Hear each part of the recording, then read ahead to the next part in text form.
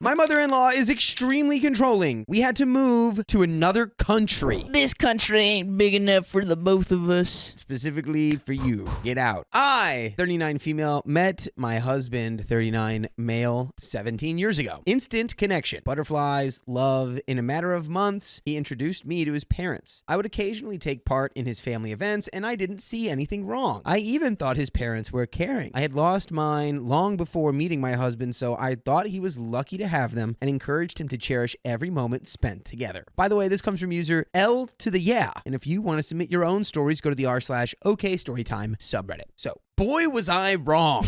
Since day one, my husband's mother was all about control, not love. For years, we thought mother-in-law was the driving force in her marriage and that father-in-law merely followed her lead, no matter the madness she pulled him into. Maybe that's true, but they were in it together for sure. Here's a short list of the things mother-in-law did to us over the years. She told anyone who would listen that our wedding day was a sham. Right after the wedding, she complained to husband that he had failed to show her the respect she was due and that he should thank her for not making a fuss on the day. We had paid for everything and didn't think it was an issue, but the lack of control drove her mad. She tried to convince husband to divorce me every time I went on a work trip, as if my decision not to be a stay-at-home wife or mom, like she was a personal attack on her. Of course, she never said anything to my face. Sunday lunches were all about fake smiles and inconsequential chit-chat. She sabotaged the adoption process we had undertaken with discriminatory statements, even though she knew how important it was to us. She and father-in-law decided that a grandchild without their blood couldn't be a grandchild, so they expected us to give up. They seriously thought we would bend to their will and change our life plans for them. They almost got what they wanted. I seriously considered leaving my husband to protect my future child from his toxic parents. Dang, man. Wow. You gotta go no contact with these people. Yeah, what are we saying? What are we doing? Life works in mysterious ways. And I got pregnant. During my pregnancy, I received hateful emails. The kind of emails so detached from reality that I realized mother-in-law seriously needed psychiatric help. Well, don't call the psychiatrist from last time, because he's useless. He'll just be like, dude, she's a lost cause. There's nothing I can do here. She's got more than one problem. It was a difficult birth, and I even found myself saying goodbye to husband once he had our perfect angel in his arms. When husband called his parents to share the news, he decided to go no contact for the first time. Their utter disregard for whether I lived or passed away was what got to him. He had gone through the biggest scare of his life, and they couldn't care less. Instead, they screamed at him for waiting until I was out of the woods to call them, on some controlling nonsense as always. Anything to remind husband that he was their son before he was my husband or a father. They ambushed us into social events with lies. They would invite us to a birthday party, but we would be the only ones bringing gifts. There was no birthday party. It was just an event with people we didn't know and distant relatives to showcase mother-in-law as the family matriarch she had never been. They hacked our emails, stole private photos of husband and I, and showed them around, calling me a pornography actress within their circles. We only learned about this years later through a relative who finally decided to speak out about their Unfortunately, it was too late to press charges. I felt utterly violated. That was the moment I knew it was over for me. No more trying to understand where they were coming from. Mother-in-law screamed at husband for his disrespect every time he suggested individual therapy. As a result, husband started walking on eggshells, becoming a shell of himself around them to avoid irrational outbursts against me or us. They showed no empathy or support when husband's best friend suddenly passed away in an accident. It was devastating for us and still is. They didn't care. As harsh as it sounds, I don't think they comprehend what love is. They mimic what they see, but inside they are incapable of empathy, kindness, or benevolence. They threatened to sue us every time we didn't go their way. For what, you ask? Well, if they couldn't control their son, they would try to get unsupervised time with our kids to keep a hold on him through them. Not that they would ever succeed. I'm sure they lied through their teeth trying, but it revealed their fundamental problem. You don't lead your life the way they want. Of course, they're going to threaten you with legal proceedings. Who does that? These people who are crazy. Awful. They showed up uninvited to our house when they knew dear husband would not be there. There are countless other examples, including some that made me fear for the safety of our kids. At some point, it simply became too much. Too many boundaries were crossed. Husband firmly told them about his decision to fully go no contact with no coming back. He wished them peace and the courage to deal with their own unresolved traumas. That was 3 years ago. We even moved to another country to drive home the point. The cycle of dysfunction in this family would end with us. I am deeply proud of husband for putting his foot down to protect me and our family, even if it took him years. He needed time to untangle why his parents preferred him miserable rather than free from their psychological hold, why outdated social appearances within their small circle mattered more to them than their son's happiness, and why we had tolerated them for so long. He realized there was never any love and no hope that it would ever come, which is a shattering realization. Many bad childhood memories came back to him. Memories of neglect, humiliation, that he had pushed aside to keep the peace. Now, in response, there is love everywhere under our roof. Husband is the most loving, caring, and attentive father one could ever wish for. Well, thank goodness the apple fell and rolled like way far away from the super tree. far from the Rolled tree. all the way down the hill like one of those Chef Boyardee It was cans more of a from those dandelion, ads. honestly. Oh, with the little... And it flew away. Cool. Flew far. Dandelion husband. Get yourself a dandelion husband. Or what's the other one? Is it a pine cone? Which one? There's like another one that like flies really far away, like another pine cone. Not a pine, but like another, like it looks like a pine cone. You know, looks like one of the pine cone things. The whirligigs? Yeah. Is that what they're called? I do not know. But You ever seen no whirligigs? Leonardo da Vinci modeled his spiral Over the whirligig. Okay, well anyway.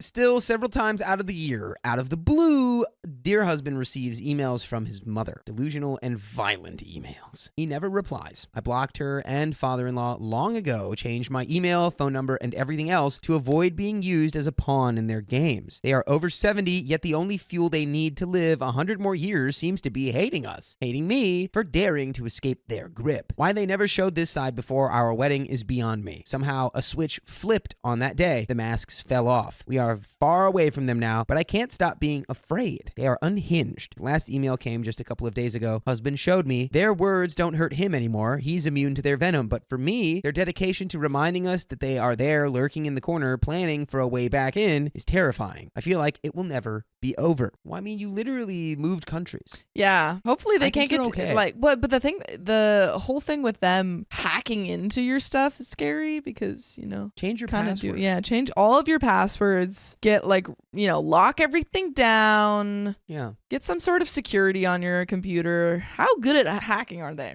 Who? Because it seems like they're kind of good at hacking. I'm in. They're hackers? Yeah, that's what they said. They I don't hacked into know. stuff. They probably just knew a password or something. Yeah. Did they hack or did they just know a password? Maybe Did the they password's hack? maybe the Were they password's just hacking? so easy. Maybe it's like 1, 2, 3. Like, how do they get in? In the end, they won. At least in one way. They managed to control a major aspect of our lives, where we live. Coming back to my country, to my family and close friends, is out of the question for now. I'm too scared they will find out and all heck will break loose. That's when you just get the police involved. Yeah, if you're like terrified to go back to the country. Yeah. Be like, hey, I want a restraining order against these people. Exactly. You might not be able to get, press charges for the stuff they've done in the past, but you could probably get a restraining order. Yeah, there are avenues to have these people face consequences.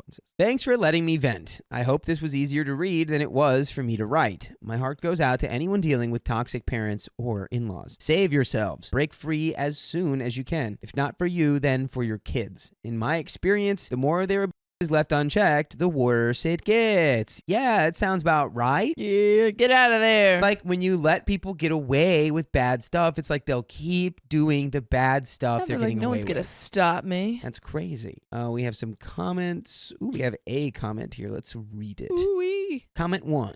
Dang. Your husband should set their emails to go directly to junk and then automatically delete them. No one needs reminding how unhinged they are. I'm so glad he was able to break their cycle. OP says, I agree with you. Many times I ask husband why he would not do that. He says he keeps this channel open because he wants to see what they're up to. I don't know how he manages to stay so composed. I guess they hurt him so much he can't be nothing but attached now. And there is an update. Let's go. So he's still talking to them? Or at least still keeps... He just lets them send emails just to be like, I guess I should see what they're doing. And then they just send emails like, blah, we're going to come get you. And then he's like, all right, I guess they're still bad. Yeah, I don't know if you can hold out hope on this one. Yeah, I don't know. If they're not affecting you, just don't show them to your wife. Don't show them to OP.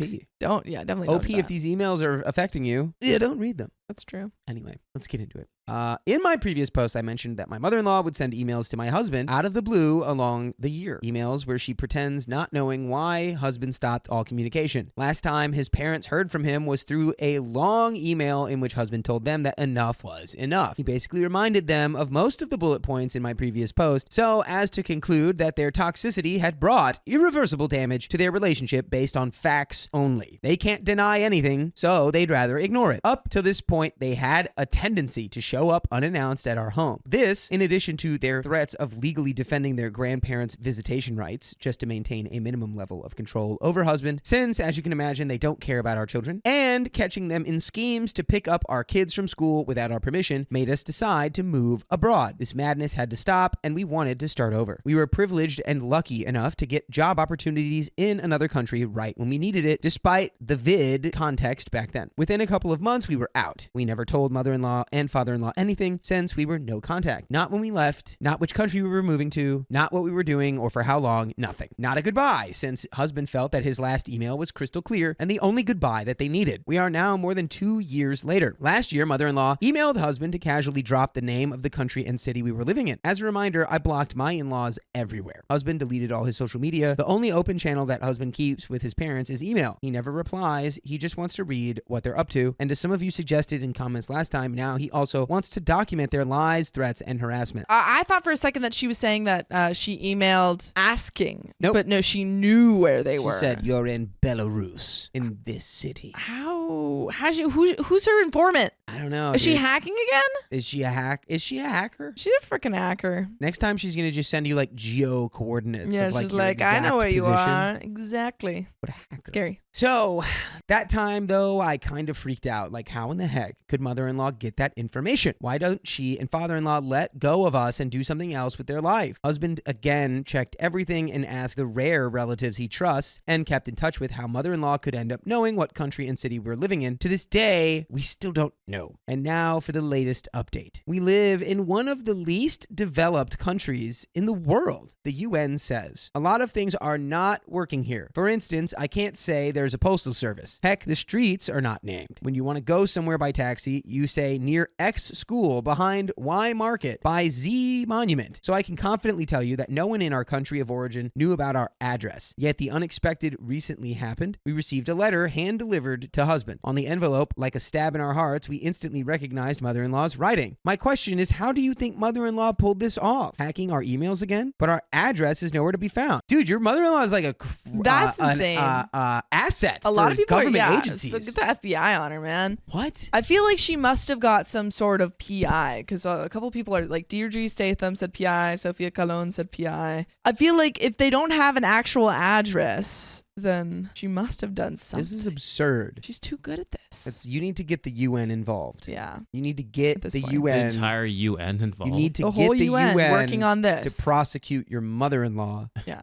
and get her to stop. because she's so good at like she's a spy. Literally, She's a yeah. freaking She's spy, a spy. man. Mother-in-law and father-in-law are more than 70 years old. For frick's sake, they cannot pull off such a level of hacking. Can they? Husband says they had to hire someone like a PI. I am skeptical. One thing is for sure, it had to be illegal. Snooping in places I wouldn't even know where to snoop. First, mother-in-law sent an email to let us know she knows where we were. Now she tells us she knows exactly where we live and can reach us no matter how many oceans between us, which was the only purpose of the letter. I'm afraid of what's next. Am I being paranoid? What would you do? Honestly, I don't think you're being paranoid anymore. No. I mean, I didn't really think you were necessarily being paranoid before, but like now you're definitely not. This person is a very high grade stalker. Move back to your country Yeah. and fight her. You gotta fight her You now, have to man. Move back to your country. No, I give don't her a know. little- Can you get some sort of restraining order or anything? And then you go, did you have problem finding that?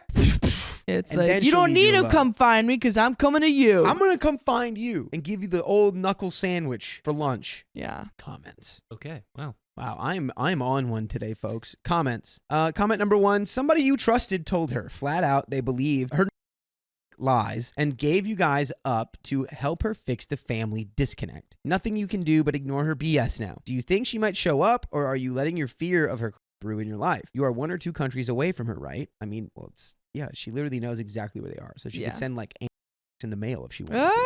Which is crazy. It doesn't necessarily mean one of your confidants told her. She may have a friend who is a friend in the right place, moving company, previous employer, police, or customs agent. Even the transfer of medical info can be the lead an investigator needs. It is very hard to hide in the modern world unless you walk away from everything. All friends and all family, leaving behind even your belongings, bank cards, and records. Even then, you'd use your passport somewhere to cross a border unless you had fake ones made to escape. Someone's verifying your credentials for the education or experience you claim. The world is so interconnected. Really, your only real escape is to get on a boat and sail to random locations. Just go straight Get on a boat and sail to an island. Mode. Yeah, Tintin. It's time to go Tintin mode. Okay. Tintin had his ID stolen though. Yeah, but like Tintin just like flew a plane into the That's desert. true. Like, Yeah, do wandered that. around. Do it It's that like, way. And no one knows where Tintin is.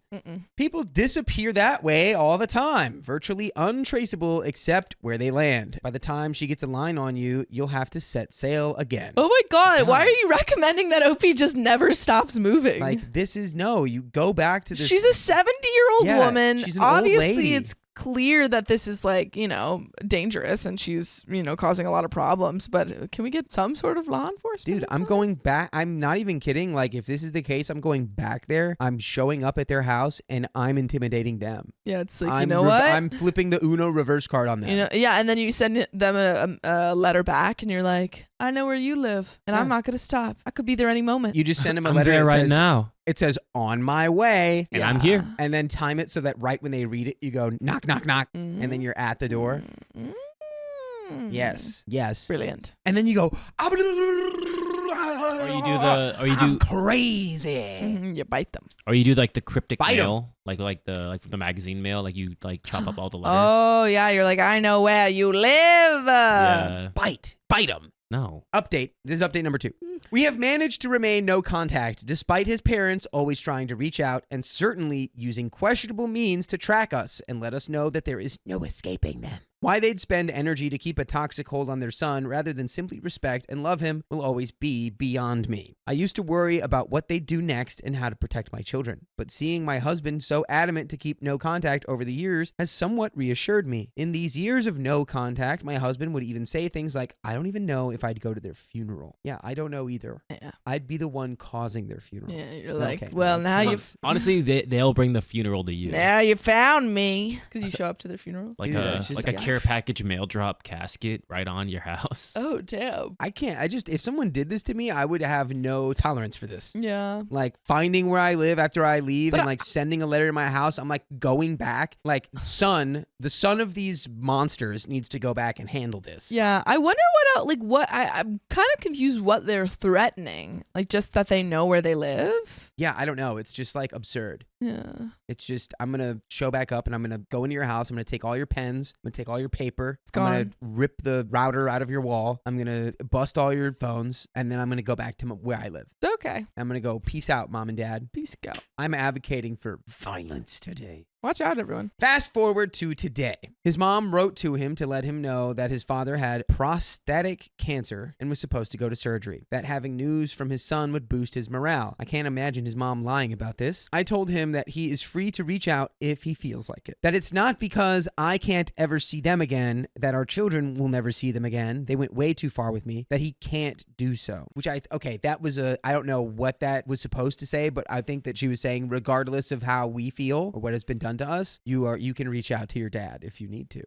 We don't live in the same country anymore, so maybe it's easy for me to say, but I told him that whatever his reasons, I'd support him if he wanted to reply to the email or call them or anything, even if his reason is simply not having regrets tormenting him after his father or both of his parents pass away. He said no, he doesn't want to reach out, that this ship has sailed, that he wouldn't even know what to say. No contact is no contact, that as I know very well, his parents stopped being parents a long time ago, if they ever were. No, he won't have any regrets, that they should be the ones feeling remorse, that they never apologized for anything, so no, they can go ahead and pass away. Of course, it would be sad, but it would be sad for them, not for him. He knows that his father must be living his worst nightmare, having his mother be his primary caregiver. I don't know. I wonder if being so detached today will not make him collapse after one of them passes away. I know it makes perfect sense on paper. No contact is no contact, no matter what. He stopped being their son on the day he decided that enough was enough. And by the way, if you've had enough, which is unlikely. And No you way. just, Not possible. if you just can't get enough, Ooh, that's better. okay, story time, you can listen to full episodes with stories like this on iHeartRadio or Spotify or Apple Podcasts. Just search the name of this show, Okay Story Time, and you'll find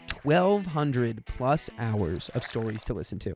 We do have a little bit left of this story. Oh, man. So are you reaching out? No.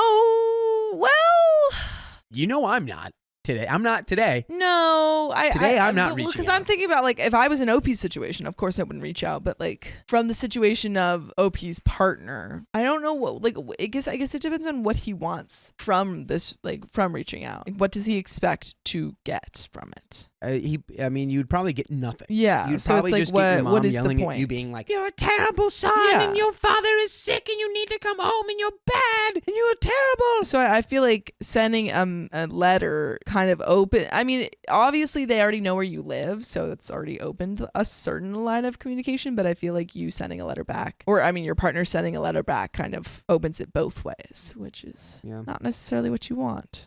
So I'm turning to you today. Am I right to worry? Strangely, I feel very detached too. Girl, that is not strange. It's These not are strange. demons that Yeah. have been hunting They're you cray-cray. down. You live in the most undeveloped country on earth just to try to get away from them. And even still, they find you. They find you anywhere. Of course, you want to be detached from them. But they're not my parents. I can't know what my husband is going through or what he's likely to feel when they pass away. My mother passed away when I was young, and it destroyed me. But because she was a real mother, and I loved her with every fiber of my being, I don't know what it's like to go no contact with dysfunctional parents in life or afterwards. What would your advice be? Has anyone gone through this? Please respond.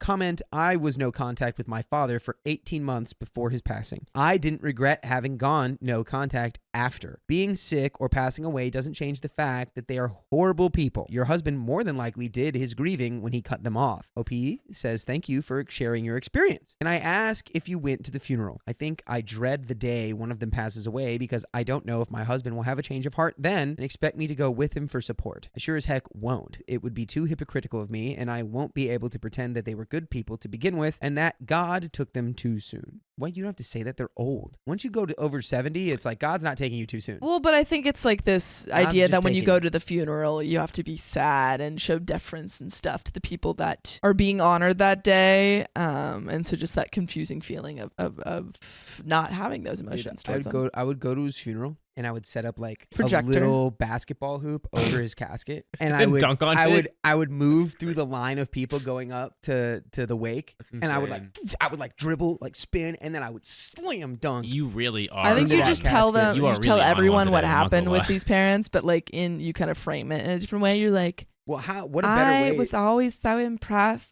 that they had such good hacking skills that they could find us Listen, two yeah. countries away. for me, if it's a stalker, nonetheless, if it's a friend, family member, stranger, you were a stalker and you didn't respect my boundaries, I feel like, you already had that mindset of like, I'm done with this person. And then you're like, oh, they passed away. Oh, I regret that. Yeah. If they really pushed my buttons to that extent of like, I gave you pretty much 3 strikes and you just didn't listen, you're out of here. Sorry. Yeah. Dude, they made you fear for your You made- children. yeah, They you made fear you for your move life. countries. Yeah, Yeah. I'm fully. Yeah, never Little talk to Fire these people. Girl says, Dane Dakota, that went dark. No, it didn't. Slam dunk. If anything, that's absurdist, lighthearted humor.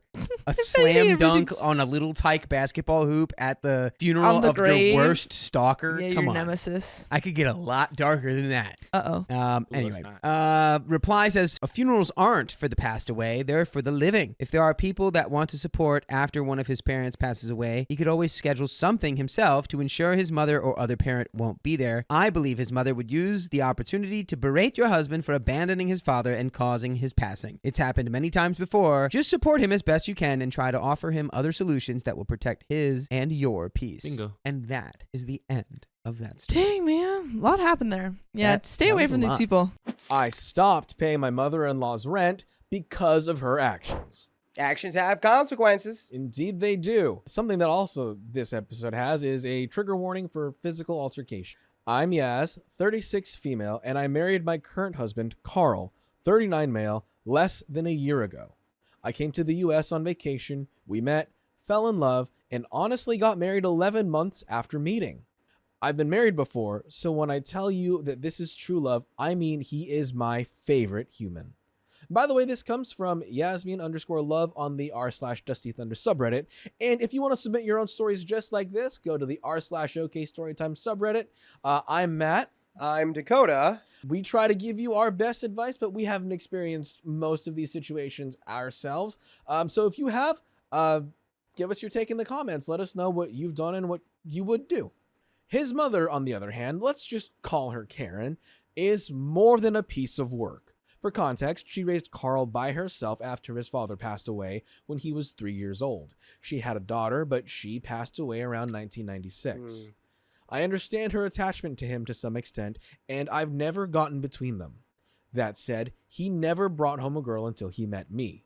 He never lived outside of her house until he met me. Now, if you're thinking, wait, you said your marriage is less than a year old and you got married almost a year after meeting, you're right. He moved out of her house as an innocent man at 38 years old when we met.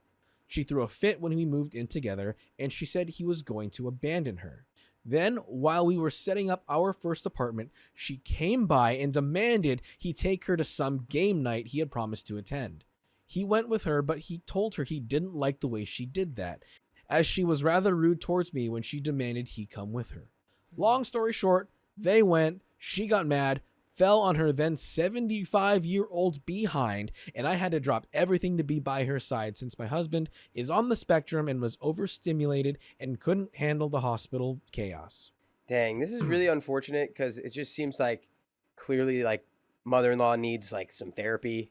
I don't know if there was something there before, but it's stemming to her loss, and she's lashing onto the one family she has left. She feels like she's being robbed of her family by OP by Yaz, and I can understand why she's feeling hostile. Yeah. However, she's doing this the wrong way, and she needs to let her son live his own life. Fast forward to why I am now in a very livid state.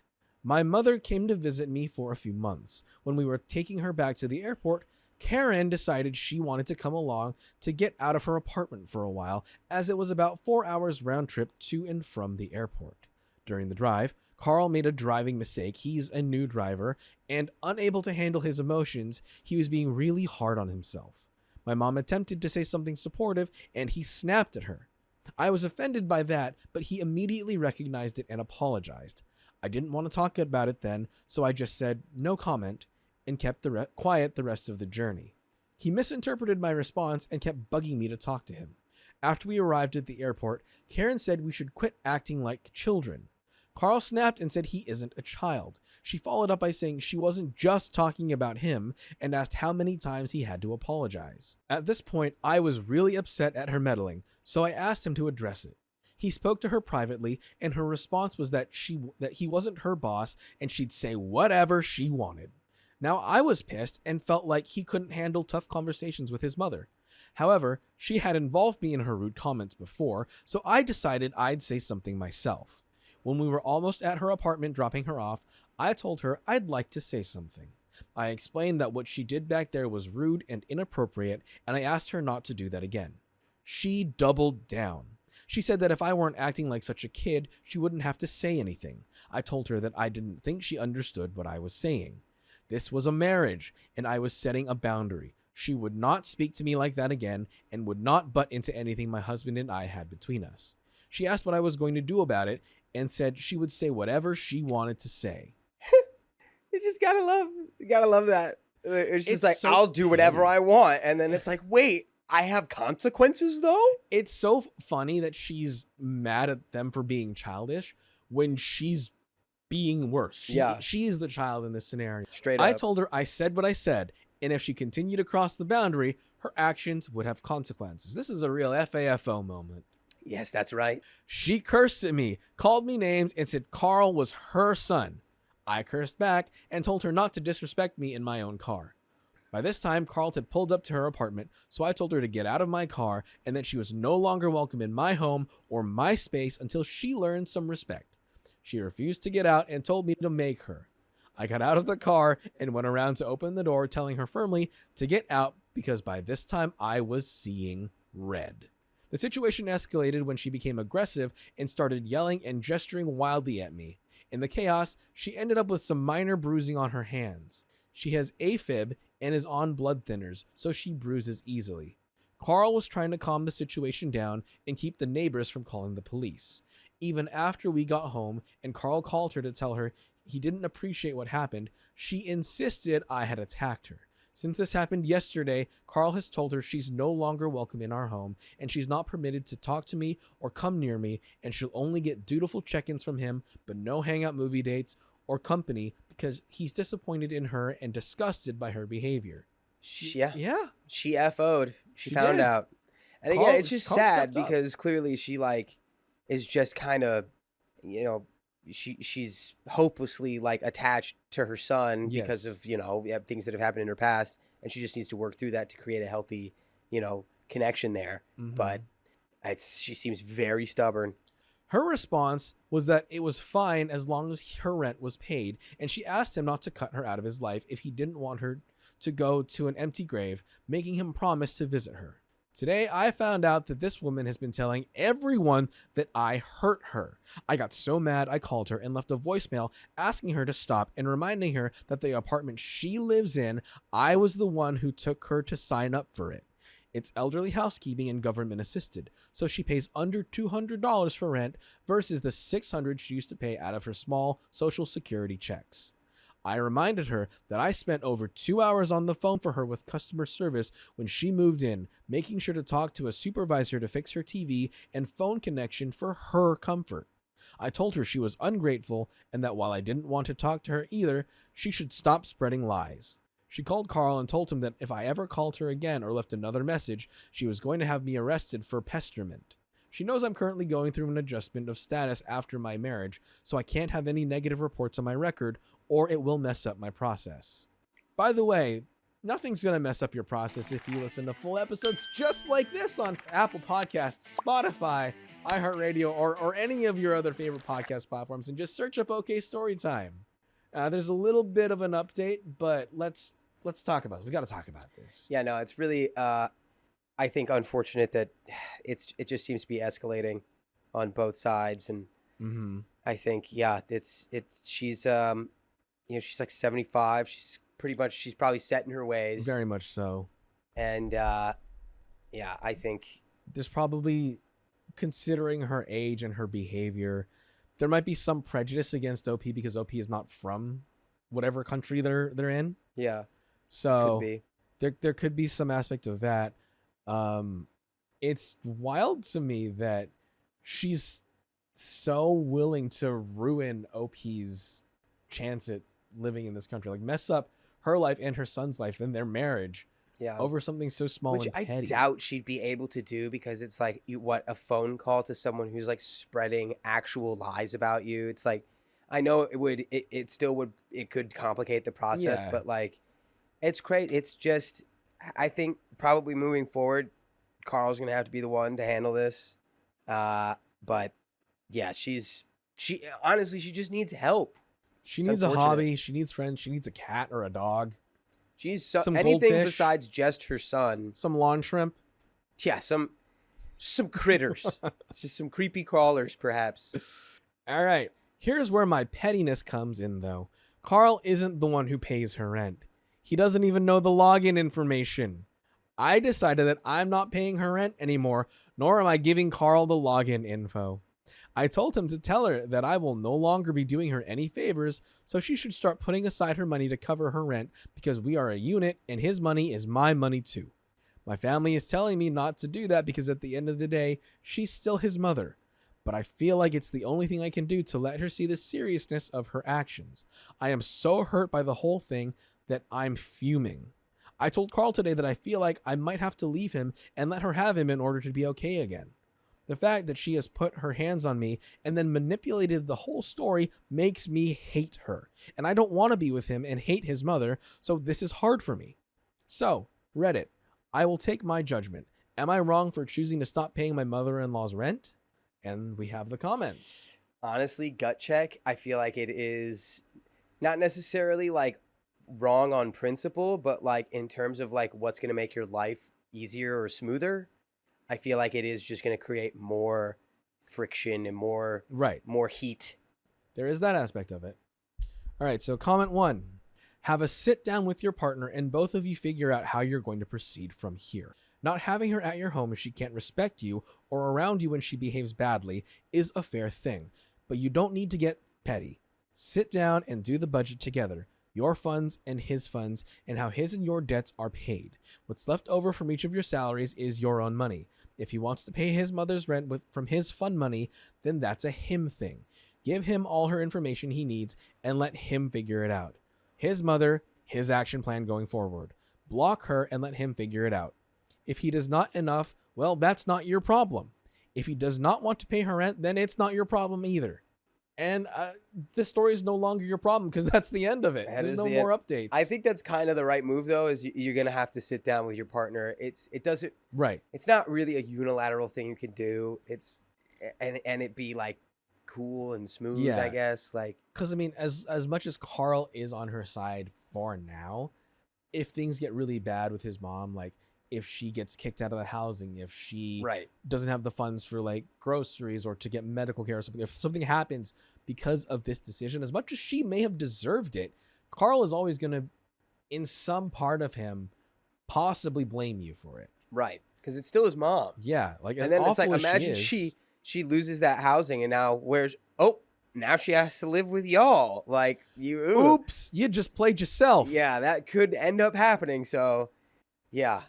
Just make sure y'all are on the same page before you make any explicit moves, you know? Mm-hmm. You say, hey, I don't want any of my money going to her. And I know we're a unit, but, like, you're going to have to figure out how to do that on your own, because why should I pay the rent for a woman who is your mother, but she's actively telling people that, like, I attacked her?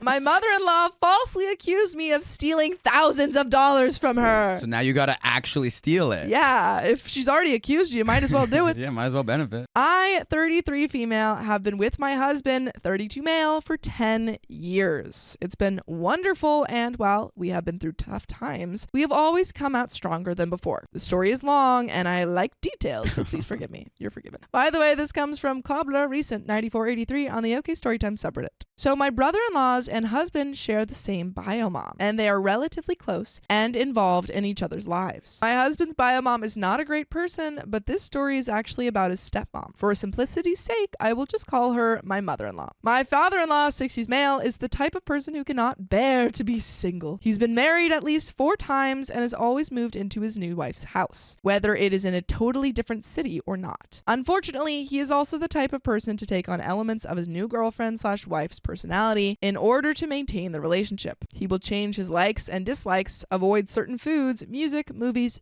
books, etc. A small example of this is that father-in-law and mother-in-law came to visit us, and husband tried to show father-in-law a video game he was excited about. At the time, father-in-law called the game too violent and disgusting. Questioning how could anyone play it. It sounds like my parents. Later, however, when he was alone with us, he spent hours playing the game with husband, praising the graphics and story. So he's just doing this as he's like trying to maintain his cover. Yeah, like, I know exactly what he's doing. He's like, oh, you shouldn't be doing that, but we'll talk about it later. We'll have a strong Are you winning, son? discussion about this. Mother-in-law is the worst kind of entitled Karen. Ugh. My husband hates her and always has. I do too, but at the time the story takes place, my dislike was mostly a result of hearing about my husband's negative experiences with her. My husband has detailed very vile things he's witnessed her do to father-in-law and both of my brother-in-laws. Husband is the oldest of 3 brothers, and while they have not always gotten along, he is very protective of them. There are so many awful stories I could tell about how she has treated husband and brother-in-laws without even touching on what she has done or what she has said and done to me. That is not a tale for today. Husband has severe anxiety, depression, and a history of trauma he has never worked through. I've tried to get him into therapy, but he has always said it's not worth the money. It's not good. A lot of his anxiety is about father-in-law and his fear that mother-in-law's controlling behavior will lead to the destruction of their father-son relationship, such as it is. Yeah, it seems like the father-in-law is already kind of taking the mother-in-law's side on everything. Yeah. Husband blames mother-in-law for a lot of things that father-in-law is equally responsible for, which I have often pointed out, and husband is able to recognize this when I do. However, husband feels that he needs father-in-law's approval for some of his life choices to an extent, which has been a point of contention for us at times. For example, we were engaged for nearly a year before husband told father-in-law. Whoa. He hid his engagement Engaged? for a year. That's crazy. I would be upset at that as a partner. I would be really upset. I'd be like, why I'd are be you like, talking to him? I'm so confused. Why Yeah. can you hide this? The events of this story are partly why. Okay, so this takes place about 9 years ago and involves one of those big movie game rental stores that would buy back DVDs and Blu-rays to give people store credit to use on whatever. We had both sold items to the store, and for clarity, my husband, boyfriend at the time, did not have an account to put credit on, we just used mine. As a result, all of the credit remained on my account, and he could always use it with or without me present. He made it clear that the credit was also mine to use freely. Back then, this felt like a huge sign of commitment to me. Hey, I was young. Father-in-law often gave movies and other items to my husband because mother-in-law pretty much controlled everything about his life, and if she didn't like something, he simply got rid of it to appease her. To be clear, father-in-law gave these items to husband for him to keep, sell, give away, etc. He gave up all claim to them intentionally so he could show mother-in-law he was obedient. Just writing that makes my stomach hurt. One day, father-in-law gave husband a huge box of old movies and TV series. Husband went through it and picked quite a few that he would keep, but then planned to take the others to the store and sell them. It was embarrassing AF to stand for like 30 to 45 minutes while some poor worker had to scan and check all of them to see if they were worth anything. It turned out that many of them were actually quite valuable, and we ended up with over $300 in store credit. Okay. Nice. This was not the first time that he had done this with items father-in-law had given away. It was just the first time that we had received such a large dollar amount. So I feel like the father-in-law's going to come back and be like, hey, I want some of that money. So about that money, Husband and I immediately rented some things, and after a couple weeks, we had burned through around $150 to $180. That's pretty good. I mean, a couple weeks, I feel like you can burn through all of it. Wait, so did the if you're paying for father-in-law explicitly say He gave it to them. he gave it to them? He gave it to them. Okay. He said, here you go. They just did it. He could have done that with it. There was still quite a bit left, but this was a good chunk of the credit gone. At some point, husband had told father-in-law how much we got, and father-in-law, of course, told mother-in-law about it. She was shocked that movies she deemed stupid could be worth anything at all, let alone hundreds of dollars. Somehow, mother-in-law came to the conclusion that all the money was actually hers and father-in-law's, and had been all along. So husband and I kept on buying stuff, chipping away at it a bit at a time. I'm sure you can guess where this is going. Father-in-law and mother-in-law invited us to attend an out-of-town event with them, and while mother-in-law was not our favorite person, my husband loves father-in-law very much and wants a relationship with him. However, as I said earlier, father-in-law stops being who he really is in mother-in-law's presence and just says and does what she wants. Regardless, we had a nice time at the event, and father-in-law took us out for dinner. There were some irritating things that happened throughout the day, one involving a pretty white dress I found, but overall, it was a good time. Upon returning to town, though, mother-in-law announced that she wanted to go and buy some things with her credit. She's just taking this. If you wanted the money, you should have sold those. Sorry, lady, you deemed them stupid. Yeah, that's and you your gave fault. them away. Yeah. No takesies, backsies. I'm not going to say the other thing. No. I'm not using that again. She was still under the impression that there were hundreds of dollars that she should have complete access to, but she is not totally stupid. She knew it was on my account, thus she knew I had to be present for her to use it. This is not a story of her being confused or ignorant of how store credit works. We went to the store, and father-in-law and mother-in-law started tossing items in a cart to buy, and it was already getting expensive. Husband started to lose it a little, hyperventilating, and he even started crying because he was so worried about what they were going to do. You just tell him to not do it. Wait, about what? Like about buying all of the stuff with their credit? Their credit.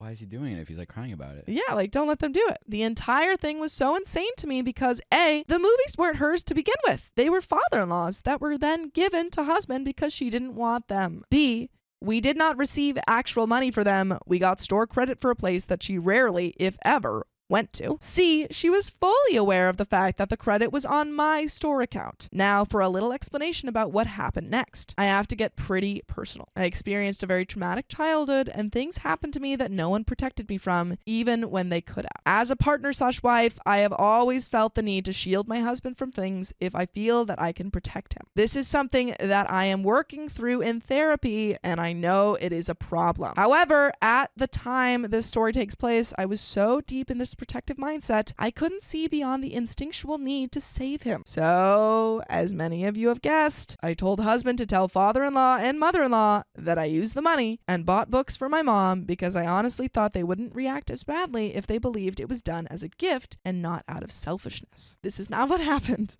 I can imagine it's not what happened if it's this mother-in-law. She seems pretty intense. Yeah. Mother-in-law immediately became enraged, and the accusations and name-calling started flying in the middle of the store.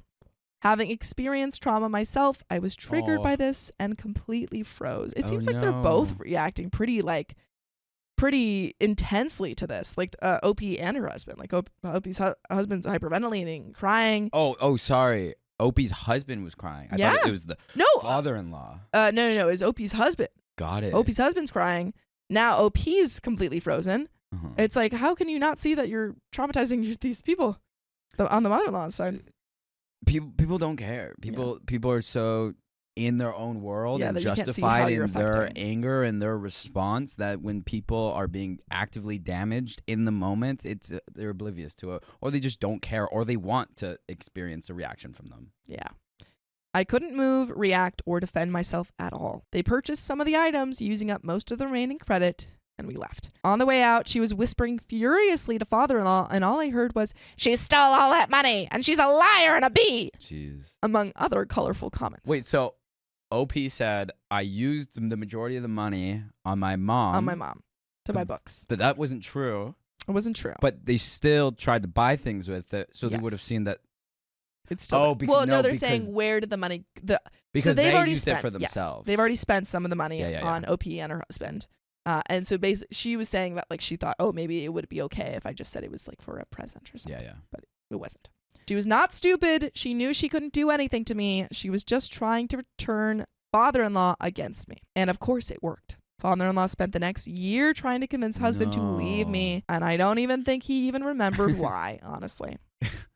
Obviously, we're still together and happily married. We're totally no contact with mother-in-law and very low contact with father-in-law to this day. Father-in-law even skipped his oldest son's wedding because we flatly told him mother-in-law was not invited. But you're always invited to listen to full episodes with stories like this. Just go to Spotify, Apple Podcasts, or your favorite podcast app and search OK Storytime. And there's a little bit left to this story, but do you have any final thoughts? Usually I'm pro communication. It seems with the mother-in-law and the father-in-law who just goes and adapts who he is and throws away his values to match woman that he's with, and especially this woman. It seems like it's just like a dead end, especially if this woman is verbally abusing OP and OP's partner in the store. Yeah, I don't think there's much movement for having a healthy relationship with these people. No. Very true. But there's a little bit left. I have so many stories like this. Father-in-law and mother-in-law are still together because he's a simp, as someone in the comments said. And I know she still talks crap about me, even though we have not met in person in more than 6 years. I have overheard father-in-law talking to husband on the phone, and he has made comments about me that are obviously him just parroting her BS. She blames me for her husband's changed behavior, aka his backbone. And that is the end of that story. But yeah, no, you don't need to have a relationship with people who actively harass you. Yeah. That's just not okay. Yeah. My mother-in-law made my husband cry and still thinks she deserves respect. But you see these tears? That's what I'm saying. My mother-in-law, 59, is the biggest self-absorbed person you will ever meet. For some reason that we cannot figure out, she has never really liked me, female 27. I've always thought it's because my husband, male 28, is her youngest kid/son, and no one will ever be good enough for him, which is super weird in itself. By the way, this comes from you, Totally Bubbles, and if you want to submit your own stories, go to OK Storytime subreddit.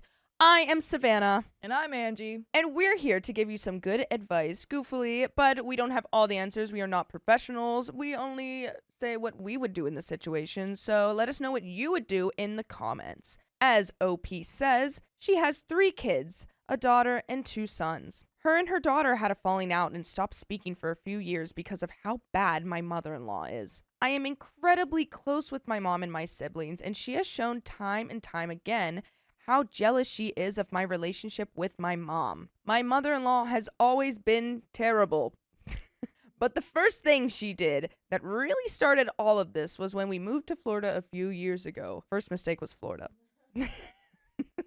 It was my birthday, and my mother had flown down to surprise me since I was struggling with moving away from my family. My mother-in-law and her husband were already in town from helping us move some stuff down. We decided to go out to dinner for my birthday. That was fine until the check came around. Uh-oh. I am not even kidding when I say my mother-in-law looked at the waiter and said, "I will be paying for everyone but her," and pointed at my mom. I was ready to throw hands. That's my mom, and you don't talk to her like that. Oh my god. That's kind of crazy. That is crazy. In front of everyone, too. That's wild. We're going, yeah, everyone but her.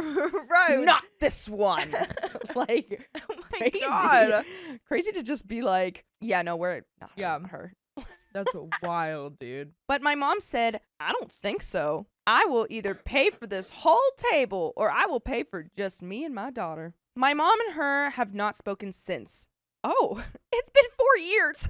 Oh, wow. My mother-in-law's sister doesn't even talk to her anymore, as well as several of her other family members. Okay, so we can kind of see something forming here. There's already a disconnect from other family members, so not a good starting point, mother-in-law. Last year is really when it started going downhill. I was pregnant, and we were planning a gender reveal. She is obviously divorced from my husband's dad, and that's where the party was since he lived where we did as well. They have been divorced for a long time and are both remarried. We're all adults, so it shouldn't be too hard to get along for your grandbaby's gender reveal, right? Wrong! She didn't come down for it because it would have been uncomfortable. That was quotes. Even though when she previously visited, she had no problem going to his house and using his boat all day when he wasn't there. But still, grow up. My mom and my sisters flew down for the gender reveal, and the day before we decided to have a beach day and end it with a sunset cruise on the boat. Well, my husband, boyfriend back then, proposed on the sunset cruise. Cute. So wait, that's so romantic. This proposal was supposed to happen weeks before, but the weather and timing never worked out. He never planned for my mom and sisters to be there either. It just happened to work out that way. Okay, well, whatever. After the proposal, his mom was the first person to send the video to. He was very excited, by the way, but she never responded. He had to call her the next day to make sure she got the video, and she was livid. What? Her response was, "You get what you get and you don't throw a fit." Oh, okay, rhyming scheme. She's the Riddler. She couldn't be happy for her son because she was so caught up in the fact that my mom and my husband's stepmom were there and she wasn't. She straight up told my husband and myself that we should have told her about it and that he was planning on doing that. I was literally in my pajamas when he proposed. How was I supposed to know about it to tell her? The only people that knew were my husband, his dad, because he was the one driving the boat and had to get us right in the sunset, and his stepmom because he asked her to record it. The next day was our gender reveal. It wasn't anything crazy, just some balloons in a box, and we opened it and the balloons came out. Whee! Simple. We let my mother-in-law know exactly what time it was and gave her a 10 to 15 minute window of when we would be opening up the box. We had someone ready to be on FaceTime with her so she could be there that way. We called her 15 times. Oh my gosh. And she didn't answer. Wanna guess what she was doing? Any guesses? No, actually. I'm just thinking like she's hooking up with someone. But like I don't know. Like I feel like it probably wasn't that. I feel like she'd probably be like, "Oh, I was running errands," or Yeah. I don't know. Sorry, I was watching it ring and didn't, and waiting to see how long it would take for it to stop. I really, really love to hear my ringtone. Golfing. That's the answer. She was golfing. None of what we said. No. She never answered. She knew weeks before about this party, and she chose to go golfing during it. Pathetic. Wow. Later that day, I ran home to let her dogs out, and my husband called me crying. I have seen this man cry maybe twice in our 6-year relationship, so I knew something was wrong. Ugh. Side note, men crying, I kind of like, it's a soft spot, but also I have to turn away because I laugh. And Really? it's like, I know it sounds horrible, but I'm just like, oh. Anyway, so I knew something was wrong. His mother decided to call him and go off on him. She said we should have waited to open up the box until she called us back. But she never did. What? Yeah, right? Like, the only time she calls them back is to just totally verbally berate this guy. Like, yeah. Like, that's what you should had have 15 chances. Why didn't you call me 16 times? Right. Are you kidding?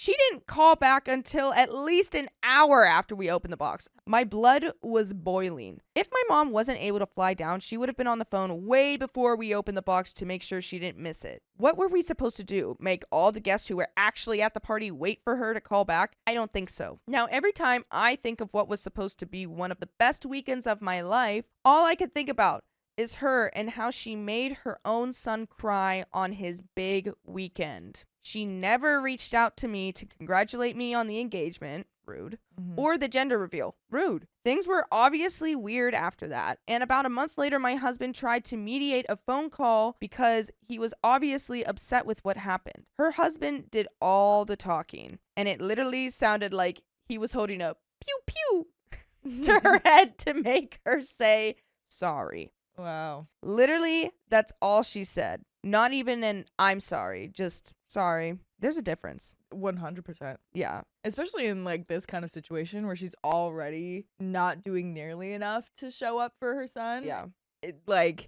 Just saying sorry. It's like, you want to say like what you're sorry for or something. Yeah. Like, I feel like that's just, I don't trust it at all. Yeah, it really does seem like she is just saying it to get everyone off her back. She did not speak to me my entire pregnancy. Not one call, not one text, no comments on all my ultrasounds or bump pictures I posted, nothing. And now, when the baby is born, she wants all this access to her? You must be clinically insane if you think you're going to disrespect me and then get access to our child. We moved across the country back to where she lives. Most of our family lives there. When I was 26 weeks pregnant, she never even offered to help with that at all.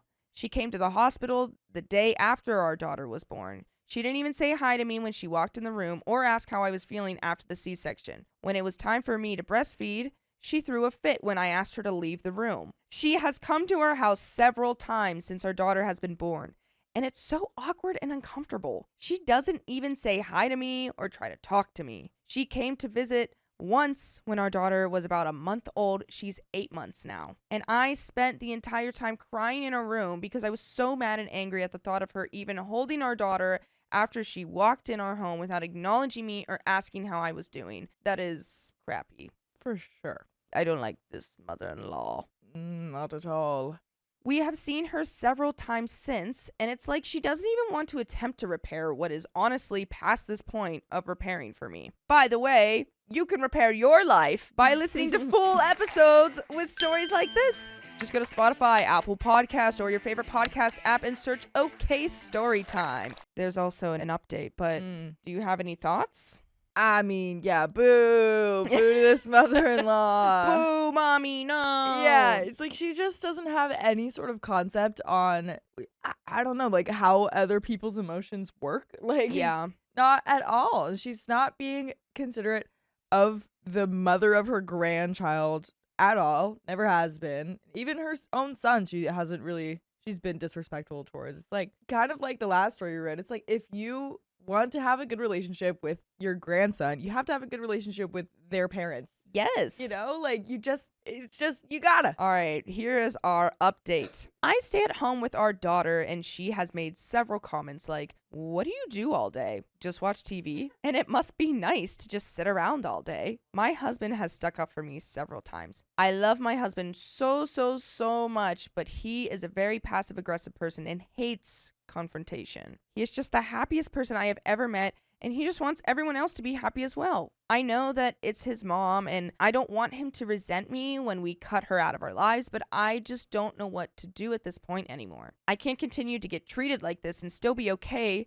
with her around our daughter. Any advice is helpful. Thank you. And there's some comments. Comment 1. Why do you two keep going back for more? Why are you setting up for your child to be exposed to this disgusting behavior? Educate yourselves about enmeshment and the bottom line is, if she is a self-absorbed person, she will never change. You can put boundaries and consequences for breaking them in place to protect your little family. Personally, I would go completely no contact. She is not a mother figure. She is a nasty, toxic cloud. I mean, agreed. I thought, like, immediately, like, you just, after knowing you just, like, pick it up. And it's like, yep, they only, this is who they are. And Exactly. they don't change. They don't try. Don't even try to go there. Because that starts like with childhood. So it's Yeah. Like, you're too old for me to be able to. And the thing is, they don't want to change. Exactly. And then it annoys them, and then it annoys you, and then it's just this constant back and forth of Right. just like, well, you did this, I did this, you did that, well, you did this. Exactly. Oh, it's horrible. Horrible. Don't do it. OP says, we have thankfully decided to go no contact after she asked my husband to dinner, just the two of them, and legit had a list of things she thinks I've done wrong. Oh, wow. That's crazy. He asked, okay, now that you've said everything you think she's done wrong, tell me what you have done wrong. Good question. Mm. She said she has done absolutely nothing wrong, and everything is my fault. I cannot fathom how someone can think or act this way. I'm just happy she is finally out of our lives. The commenter replied, saying, enmeshment is the word. My guess is she hasn't got a romantic life of her own, and if she's married, her husband ignores her. So she gets what she needs emotionally from the man she raised. That's right, because she originally said, like, no one's good enough for my son. I forgot about that. It always comes back. Yeah. The hardest part of this scenario is when a husband is too spineless to correct her. I know from experience. I wish I knew what to tell you, but he'll have to be the one to shut her down. And unfortunately, the boundaries you can control are ultimatums and no contact, resulting in you being the easy to go to, labeled scapegoat and villain. I wish you much luck, and am so sorry you have to deal with that witch. I lived 9 miles from my monster-in-laws, crazy, Oh my gosh. and 2,500 from my own kin. What a mistake. I hope she doesn't destroy your marriage. And that is the end of that story. My mother-in-law called me her surrogate and tried to rename our baby. Hey, so the father of that baby is your son. Let's think about that. Trigger warning, verbal abuse. My husband, 30, and I, 31, have been married for a year. This is my second marriage and his first. We met on a dating app and hit it off immediately. We got very close, very quickly. It was a shock to everyone in my life due to the messy divorce and terrible marriage I just been through. By the way, this comes from C Driver 66. And if you want to submit your own stories, go to the r/OK Storytime subreddit. I'm Riley. And I'm Angie. And we're here to give good advice, goofily, but we don't have all the answers. We only know what we do know, so let us know what you know in the comments below. I have one daughter from a previous relationship, and my husband has always treated her as his own and has been an amazing father figure. After dating for a couple of months, we found out we were pregnant. As far as our relationship and immediate family with our kids and our marriage, it's perfect for me. I have never been happier with a partner. The issue is his family. He comes from a 2-parent household, former military. They both moved around a lot and were stationed in Europe. His dad is very successful and supports the whole family. His mom was a stay-at-home mom and later a caretaker for her ill mother. He has one younger sister, 27, who lives at home trying to finish college. Up until last year, his maternal grandmother lived in the home. When she got really ill, his mom's sister moved in as well. His father's side of the family lives in a rural mountain community about 9 hours away from us. When we first got together, My husband needed a hip transplant at 27. He was recovering at his parents' house. During this time, I met and began spending a lot of time with his family. His dad clearly loved his mom, and I respected him for it. His mom, on the other hand, was a walking ball of anxiety. Every single thing sets her off. She hyperfixates, she freaks out, her voice becomes very high, and she gets confrontational because she can't let things go. I noticed it when she was giving my husband his medications after surgery. She couldn't let others help because she had to be the one to have control, or she was convinced he would take too many meds and pass away. She would ask me about my past marriage and seem supportive, but her anxiety would punt in and she would go on for hours, bringing things back up and interrupting new conversations. I would watch as she would hound her daughter for being too anxious or depressed. My mother-in-law would scream and call her daughter names or curse at people if they weren't agreeing with her. I watched her do it with her own mother, Oh, wow. my father-in-law, my husband, her sister, and countless others. Then it turned on me a little. When we first told them we were expecting, I was scared. They surprised me at first. They were really happy about the baby.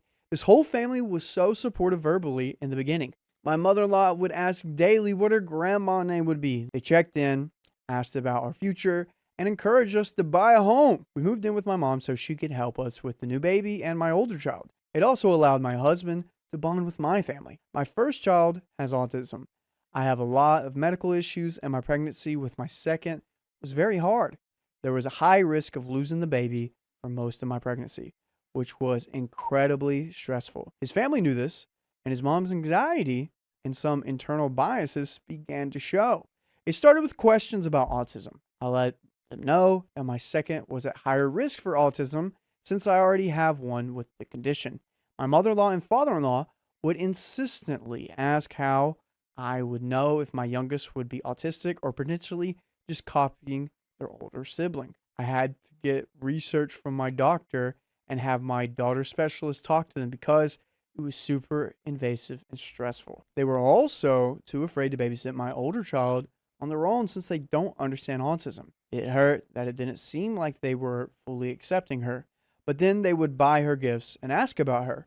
So I thought I was just being sensitive and dropped it. I really didn't want a gender reveal or baby shower. But since this was my husband's first child to go through with this experience, I wanted him to have the memory, so I agreed. They were both at his parents' house. The gender reveal was okay. This is when I started getting name suggestions from his mom. Oh, no. I politely declined and said my husband and I would pick a name together. I didn't realize how this would become such a big deal. A month later, his grandma turned 80. We were going to throw her a big party. Last minute, my mother-in-law had an anxiety attack and decided to cancel most of the party. The band wasn't coming. She told friends not to come. Grandma was devastated. We did something super low-key instead with just family. While waiting for some family to arrive, my mother-in-law sat me down and told me she was excited for the baby. She reminisced about when she was pregnant. Then she said, "It's crazy that I'm going to be your grandma. You're essentially my surrogate mother, carrying on my bloodline, my family." I was floored. I quickly excused myself, and my sister-in-law found me crying in another room. Oh, my gosh. Oh, You're just a baby-making machine to her. that's awful. A grandchild-bearing. Surrogate. Ah! Ugh. She got my husband and I and told them what happened, but not to make a big deal during the party. They didn't understand what I meant and thought just meant don't tell their mom. So they went to their dad and told him. He immediately went to his wife and told her right there in the middle of the birthday party, 80-year-old grandma. She confronts me and wants to talk about it in front of everyone. Oh, my God. I was mortified. I was pregnant and ill. She went on and on about how I misunderstood her, and that's not how she meant it. Oh, my God. Then she tried to explain it better. Oh, God. It wasn't better. Oh, no. I'm so scared for how she explains. Basically, you're carrying my child, but I'm the Yeah. grandmother of it, and Right.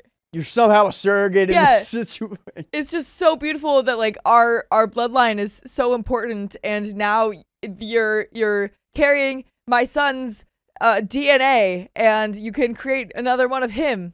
And that's what you're here for. I'm so scared. What is it going to be? What does this mean? And then she said she was sorry, and I misunderstood her, which isn't an apology at all. My husband was so embarrassed and angry. He and his mom have gotten into a lot of fights over that one comment alone over the years. Oh, wow. Then the baby shower came around. Some of his family from the mountains came, and it was my first time meeting them. They weren't as friendly as I thought. His family from the mountains didn't interact with my family at all. When my daughter with autism tried to play with them, they weren't kind to her. At this point, we had recently announced our youngest's name. It was not well received. It's not traditional. It's not a family name. We weren't married when I gave birth, so our child has 2 last names, ours combined. This didn't go over well. When we began opening gifts, I noticed all the cards, books, and gifts were made out to the middle name of our baby, or the middle name and my husband's last name. Checks were written to this name that doesn't even exist. I found out it wasn't because they liked the middle name better. They didn't like my last name or the first name we chose. They all decided they were going to call our baby by that instead. I was so upset. I cried and my family was floored. It was so disrespectful. His mom would later say that she felt she deserved to be consulted in naming our baby because she's the grandmother. She had given us a handwritten list of names that she liked and approved of, and our baby's name wasn't on there. We ended up having a family meeting because my husband and I were so upset. The surrogate comment was brought up as well. When my father-in-law threw it in my face, my first child didn't have 2 last names. I had to explain again my harmful first marriage and how I wasn't allowed to pick having 2 last names. They didn't care. I was hospitalized a couple of times for health concerns with the baby. My doctor recommended that those around the newborn needed to be up to date on their vaccines and flu shots so the baby wouldn't get sick. We told this to everyone. They had to have shots at least 2 weeks before meeting the baby. His family waited until we were in labor to do anything about getting the shots. There were a lot of complications during giving birth, and we almost passed away. So when we got out, we were strict about the shots, and his family was mad that we held that boundary for the full 2 weeks. When they came over, they took the baby from my arms and only gave her back to breastfeed.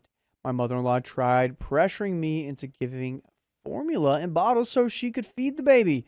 I didn't like that, so I said no, politely. I hated going to their house. They ignored our wishes about giving the baby back when she was upset, so I or my husband could soothe her. I was freshly postpartum and had some PTSD from birth, and they still didn't respect those boundaries. We asked them not to kiss her on the face since she was sick when she was born, and we ended up having to go to the hospital when she was a couple of weeks old. Turns out they kissed her anyway and possibly gave her the crud they had. She had to have multiple rounds of suction to help her breathe. Oh my gosh. So the baby really was messed up from that. Oh my gosh. Thankfully, she was okay. Okay, good. But it was just another situation where they did whatever they wanted. We stopped coming over as often, and I avoided them to stay out of the drama. I was respectful when I was there, but didn't go above and beyond anymore. Any advice, please? We have an update. I think just doubling down, low contact. Yeah. Yeah, dude. I don't know if they come over without a warning or something, without your invite, maybe like print out the medical receipts, Yeah. the hospital receipts to, show, hey, when my 3-week-old baby or however old he was, your baby was, this is how much money we had to spend at the hospital to save his life because someone didn't respect our wishes. Someone. Yeah. And honestly, call her out just because you were kissing her face and you were not doing what I asked. So if you're not going to keep our baby safe, I'm going to keep her safe and keep her out of the hospital. Yep. By not letting you around anymore. I'm going to have to. We have an update. A couple of months later, I graduated college and found my job in a field. My mother-in-law offered to be our childcare since she doesn't work, which saved us thousands of dollars a month. We were super grateful, and I tried to let things go since she was helping us. My husband proposed a month after the birth of our daughter. Wow. We wanted something low-key and small with our close friends and family. We began planning, and I invited my mother-in-law to go wedding dress shopping with me. Things started going downhill the week I went back to work. Around that time, my mother-in-law's mom began to decline in her health. It was very sad, and I had so much empathy for my mother-in-law. I lost my father at a young age, so I completely understood and wanted to support her in grief. The whole time, my mother-in-law reassured us that she would still watch the kids for us while I went back to work. The day before I started my first day, she told us she couldn't do it. I was upset, but didn't say anything because I understood these were crazy circumstances. My sister-in-law stepped up and offered to watch the kids the first week, and my mother-in-law would resume after that. My sister-in-law is 27. The whole week, I would rush home after work and find that she was on the couch playing video games and ignoring the kids. Both kids' diapers were so full and dropping that the kids developed rashes by the end of the week. Oh, Oh my gosh. Dude. That's terrible.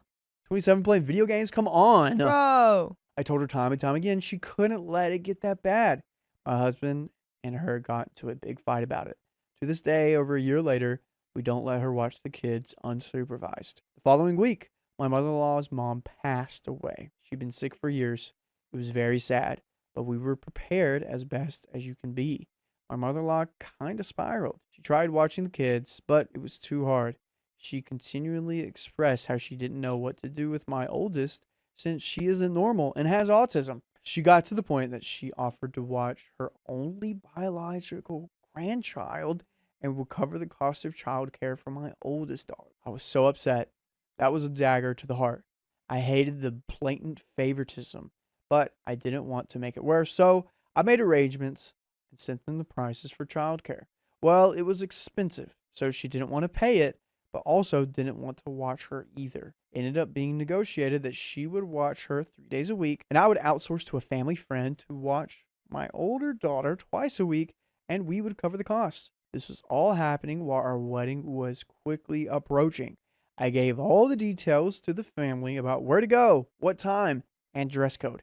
Everything. I covered the cost of my mom's sister, my brother's girlfriend, and my best friend for hair and makeup. My mother-in-law then made an appointment to get her hair and makeup done, but made a comment about not being included.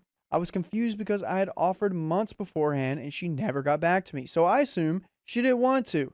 I was accused of not telling them what was going on, and there was a big fight the week of the wedding about how they didn't know the schedule or what to do. I was so confused and brought up how I sent them everything. We had multiple conversations. She then said, well, my mom passed away, so I forgot, and you should have done more to remind me. The day of the wedding comes. My sister-in-law wasn't sure if she was going to make it in time because she skipped so many college classes. My husband was really upset, but we focused on having a good day. We had our private vows and then did photos with the family. My mother-in-law didn't want to be in any photos with me only, just group photos or ones where my husband was involved. I called out to everyone before the photographer left that if we missed any combinations of people, to let me know now. Yeah. Let us know. We're casting this net and making it known that it will not be our fault if anything happens. No one said anything, and the photographer left. It was that moment my sister-in-law came to me in front of everyone, asked me if I was mad at her because I didn't take a photo with her. To be honest, I didn't know she was even there. I was so mentally exhausted from the day. That's good. That's pretty good. Girl, come on. But I got myself together and asked her why she didn't say anything when the photographer asked for last call. She just stayed silent and cried. It made it seem like I was being mean to her. I was shocked. I tried to talk to her, but it was in the middle of the wedding and I didn't have time. So I asked if we could talk after the wedding and headed to the reception. We got to the reception and my husband and I had a lovely time. I ignored all the drama and focused on celebrating. Well, there was a miscommunication about the minimum food and drink. We had to buy something expensive or be charged anyway. We decided to splurge and buy a bottle of a very adult beverage. It was $1,000 bottle of champagne. We had a glass each and then let a few friends taste it. My father-in-law and mother-in-law were staying at an Airbnb nearby, so we asked if we could drop the bottles off before going to a bar crawl with friends. They agreed. The next morning, we went to get the bottle and discovered that they drank the rest themselves. Oh. What else do you expect of these people? Come on. You got to expect the worst. When I expressed that we were upset since that was our wedding bottle of champagne, it cost a lot of money, they acted like it was nothing and brushed it off. I also want to add most of my husband's family decided not to come to the wedding last minute, and we had empty tables that we paid money for, $175 a person, that we didn't get back. A month later, my husband got laid off and got a new job on night shift. My mother-in-law never watched the kids again for us during the day after that. I want to say that we never asked her to do it. She offered. She said time and time again that she wanted to be an involved grandparent, but every time she would cancel or drop the ball. There would be a fight and she would apologize, but say she was sad about her mother's passing. My father-in-law would defend her. My sister-in-law would defend her. And it got to the point where it felt like me and my husband was against the rest. They also would throw in our face if they helped us with money at all. They felt they didn't have to participate if they were being able to throw money at something instead, but held it over our heads, so we stopped going to them if we hit a rough patch. Then my mother-in-law decided staying in the house was too much for her.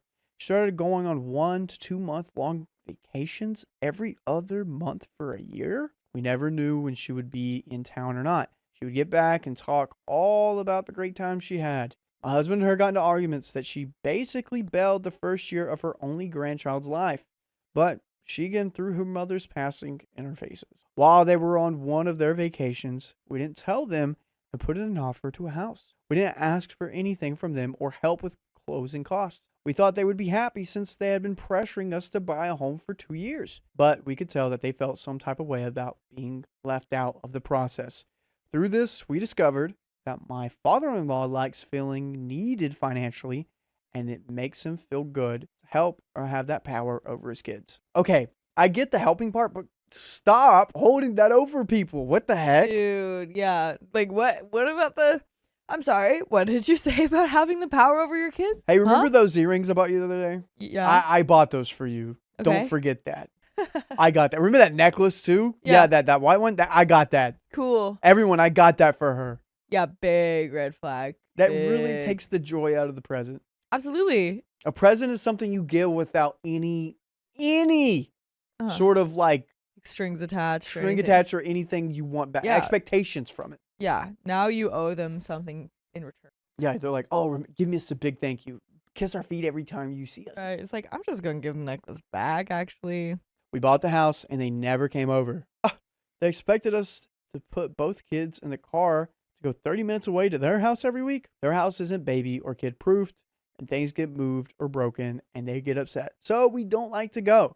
You can go to your favorite podcast platform, search up OK Storytime on iHeartRadio, Spotify, or Apple. For more stories just like this with crazy mother-in-laws. Search it up. Guys, we got a little bit left here. Angelina. Yep. Where's the line here? Where was your line in this whole story? I think the line could have been earlier than this, but it was definitely at hospitalizing the baby because they wanted to kiss her face. Oh, yeah. That's Dude, I totally forgot way about that. earlier. I was going to say, like, wedding time. After the wedding, Yeah. we're done. Dude, I just can't. I can't. Yeah. I don't like the person I am around you guys. Yeah, it's just one problem after next. You don't care about me. You just don't. You don't care about me at all. I'm supposed to be a part of your family. Yeah. And I'm being extremely disrespected by you, and it freaking sucks. So I just am not gonna really invite you to things. Exactly. And I just don't understand why some of these people are just like, God, why aren't you doing all of this for me when I'm like terrible to you? Why don't you want me around when I'm like so mean to you? Like, you want to say that again? Come on now. Currently, I barely speak with any of my in-laws. I'm borderline no contact. My husband speaks to them on the phone, and we see them from time to time when they're in town. They are in the process of moving to the mountains, but they don't like to tell people or act like they're conflicted about going because last month, a friend of theirs said they thought it was weird that they were moving away from their only grandchild. So my mother-in-law thinks other people think she's a bad grandma. So she says she doesn't know if she's going to move or stay here. But as we write this, she is in the mountains meeting with builders to build their dream house. Guys, that's the end of that story. And Mother-in-law said I ruined her joy because I won't let her hijack my pregnancy. But I want to be involved. No! Within reason. Things weren't always bad, but they did progressively get worse. It went from seeing my mother-in-law and double dating maybe once a month to once a week for a few hours together to several hours. By the way, this comes from user Chelsea Marie 789, and if you want to submit your own stories, go to the r/OK Storytime subreddit. I'm Dakota. I'm Sophia. I'm Keon. And we're here to give you good advice goofily, but we don't have all the answers. We only know what we would do. So if you would do something different, let us know in the comments. As OP says, at one point, my mother-in-law mentioned she wanted to do Disney for Christmas, and jokingly, we said yes, thinking she wouldn't follow through. We were wrong. The whole trip was chaos. She literally complained about anything and everything. She would complain we parked too far away, then complain we drove around too long looking for closer parking. After we came back from that vacation, we took a several-month hiatus and didn't talk to her other than the occasional call. Then, after over a year of trying, we found out I was pregnant. Pregnant. And things got progressively worse. Oh, no. Hate to see it. They never found parking. They never found that parking spot. From the moment we told my mother-in-law about my pregnancy, it became all about her. In fact, we told her last out of everyone because we knew how she would react. She always has a way of trying to pin my husband and me against each other. We also knew she would cause a huge scene when we did tell her, so of course we did it in a public restaurant. She freaked out and told every employee there about how she was going to be a grandma. Her questions and overbearing personality started right away. She invited herself over for breakfast one day. We suggested she pick up breakfast from a local restaurant and bring it, but she instead brought all the ingredients for my husband and me to make her Eggs Benedict from scratch. After breakfast, my husband and his stepdad went to the kitchen to do dishes, and she took her chance to start asking her questions. First, she asked who would be in the delivery room. I told her it would be my husband and my dad. My dad and I have a super close relationship. I never had a mom growing up, so our bond is unbreakable. He bought me my first deodorant, my first box of tampons, was there through a scare every step of the way, taught me basic car maintenance, and gave me my work ethic. Right away, she told me it was disgusting that I would want him there and that he shouldn't be because it's super inappropriate. Weird energy. Yeah. Started off with that Eggs Benedict. Yeah, come Strange. on. How are you going to say, I'm going to invite myself over for breakfast and you're cooking me Eggs Benedict? I bought the ingredients. Yeah. What? You can't be doing that. If you're bringing the ingredients over, you got to make that food. Second, she asked if we had names picked out. I told her middle names are passed down in my family, so yes, that's already decided. But my husband would be picking out the first name. My husband felt blindsided because she made such a big deal, asking how he would allow me to make such a critical decision without his say. And that's when you just go, well, she's my wife. She's my wife, Mom. She's my wife. She's delivering in the delivery room. That's my wife. It's actually, she's giving birth to the baby, Yeah. so she actually has a say in the name. Yeah. From the beginning, we told her we were going to wait to find out the gender until it was born. So, of course, you know what happens next. She wanted to give us a gift. It turns out right away she started buying little girl clothes and items, including dressing my potential son in a pink frilly dress with a matching headband. And he'll that. And he he looks would. so good. He would slay. He would slay that. My husband said, we told you we were waiting to find out the gender. She told us she was just excited and couldn't help herself, to which I responded, I get you're excited, but you could at least respect our wishes and buy something neutral. As they were leaving, she tried to take our car seat meant for my husband's car, stating that she needed it more than him, that once we get released from the hospital, she needs the car seat so she can take the baby to her house so I can rest and recover. You're crazy. Yeah, that's... You're crazy. I'm sorry. That's not how that works. What? No, OP's taking the baby home. And then if she needs a little rest and relaxation, her husband, the father of the baby, is going to be taking care of the baby. Yeah. That is his. I'm all for child. being helpful as like the in-laws, but like just being like, I'm going to just take your I'm gonna baby take to my that baby. house. That's my baby. It's like, no, you can help at their house. Yeah. Crazy thought. Crazy thought. So, yes, she said that she could take the baby to her house so I can rest and recover as I would have just given birth. After a swift no, goodbye, and a quick lock of the door, my husband and I both just looked at each other in disbelief. Fast forward a few weeks. She insisted on us going out to dinner, and we met her at Cactus Club. Right away, the first thing she tried to do as we were waiting for our table was lift up my shirt and pull down my high-rise leggings because she needed to see my bump? She always tries to mother me, which never sits well as I have a very bad history with my own mother, who was super harmful. My husband always asks her to respect the boundary, but she never does. I asked her what the heck she was doing and swatted her away for pulling my clothes off in public. Finally, we got a table and sat down. She asked us for an ultrasound photo. Unfortunately, all we had been given up to this point was a 5-week ultrasound of our little bean.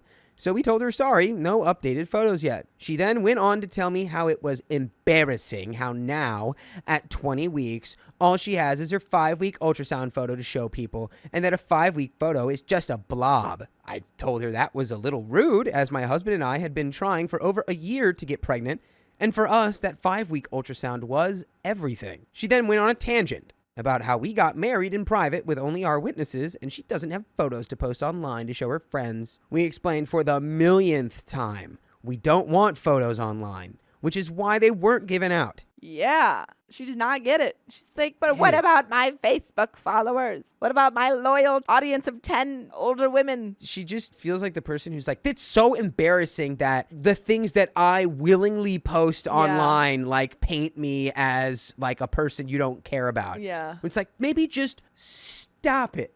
Just stop it. Stop posting online. Yeah, easy peasy. Unfortunately, due to my past with my own mother, there's a lot we keep private. She then promised she wouldn't post them, but she can't stop her husband from posting what he wants online. Fast forward a few more weeks to Christmas. At this point, my belly was just starting to show, and we also knew the gender, as the ultrasound tech had slipped up a few weeks earlier and told us. We got to the event, and one of the first things she did was cough in both of our faces and say, "Don't worry, I'm not contagious. It's just viral." Hey, goofball. Do we know the definition of viral? Did you know that a virus is contagious? She's like, no, don't worry. The doctor said it was just viral. Don't worry, I'm not contagious. Don't worry, the doctor just said it was the plague. It's not contagious. It's just pneumonia. My husband asked if she went to a doctor, and of course, she said no. Oh my god, my pet peeve is when people are like, I'm not contagious anymore, but they're just assuming. Yeah. You know, when they're like coughing and they're like, no, it's been a couple I'm not contagious anymore. Yeah, you mean how do you know that? You mean Christian? All of you. All of you do that. I was not contagious. I'm not contagious. How do you know? When your symptoms resolve, you lose like 95% of your 5% contagiousness. 5%. But it's funny because someone else got sick. I honestly So don't think you happens. had what I had. Yeah, I think I got whatever Christian had. Yeah, because Christian was out much longer. My husband took a breath and told her we found out we're having a boy. She's instantly disappointed, stating she already bought dolls, a dollhouse, and a little makeup table. I'm cranky at this point and say, we told you from the beginning we didn't want to know. After your last gift, we asked you to respect our wishes.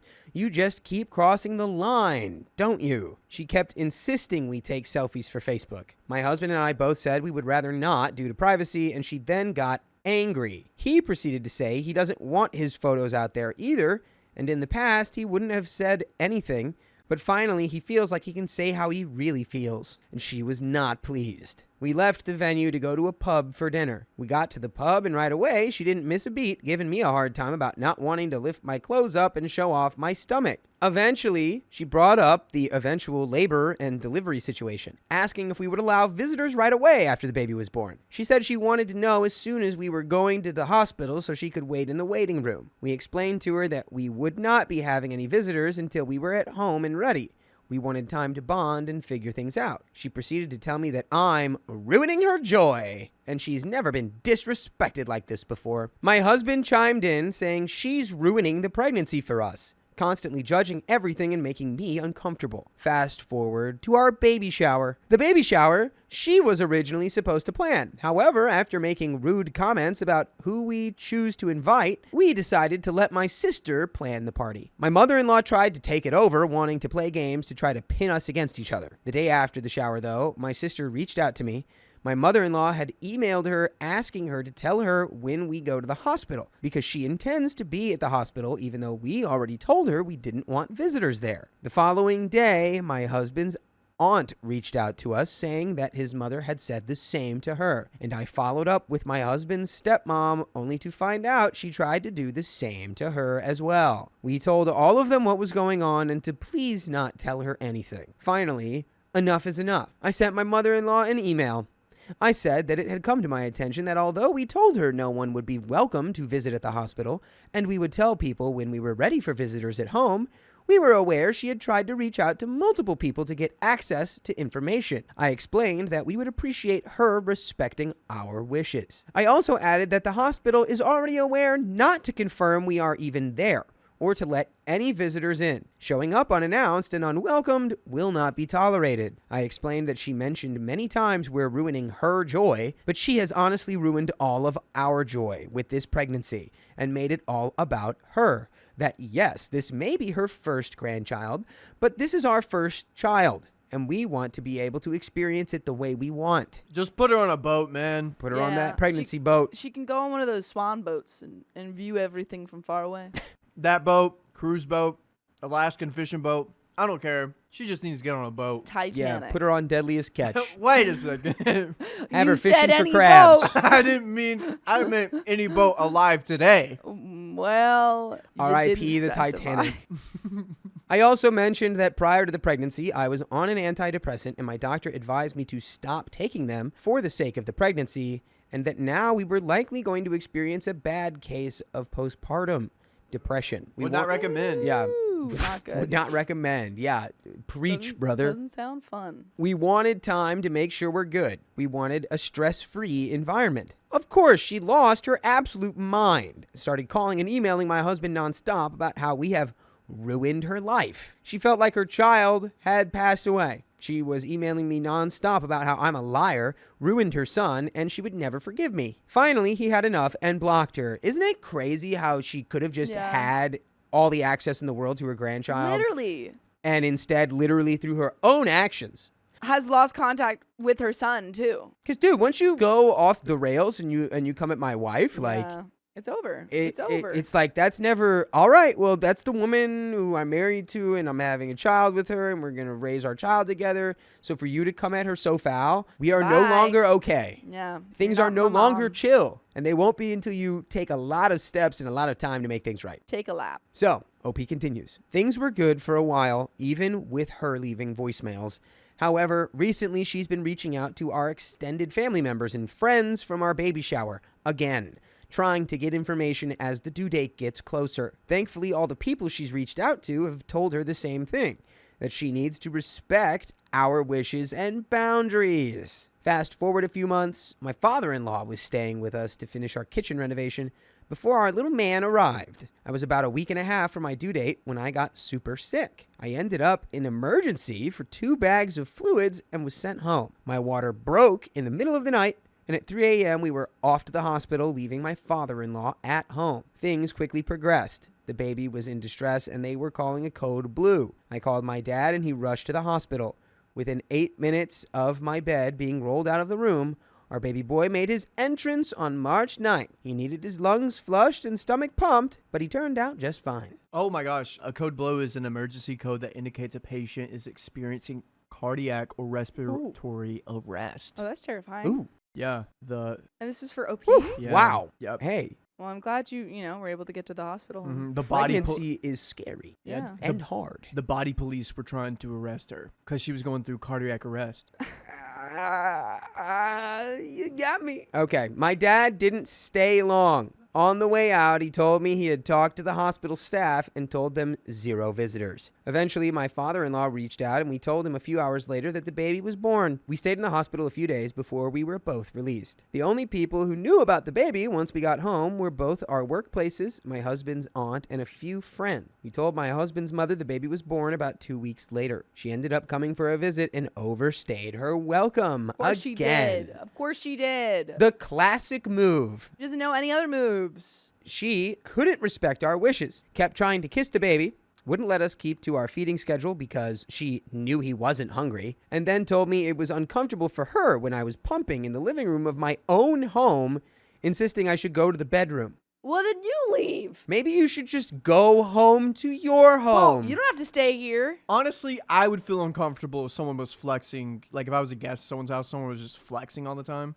I'd be like, could you not do that here? My house. It's my house. I'll flex what I want to. I'll flex. The next time we saw her was on Mother's Day at a restaurant for breakfast. It all went sort of well until she reminded us we were invited to a heart party, a party to celebrate the 10-year anniversary of her cardiac arrest. And oh, by the way, my husband's ex was invited and had said she was coming. When asked why she invited said ex, her response was, "Oh, she was there when I had the episode. Without her, I would have passed away." This was news to me. My husband was upset and told her we wouldn't be coming as it was too uncomfortable. She started to cause a scene while holding the baby. I calmly got up, told my husband to get the baby back and to meet me when he was ready, then walked to the car. She was screaming across the restaurant as I walked away, yelling, "You always need to raise drama." Oh. If you're screaming while holding my baby, you're never holding my baby again. Pot me kettle. You always cause drama. Let's look in a mirror, mother-in-law. We've got freaking Oscar winner mother-in-law over here. This woman is driving me crazy.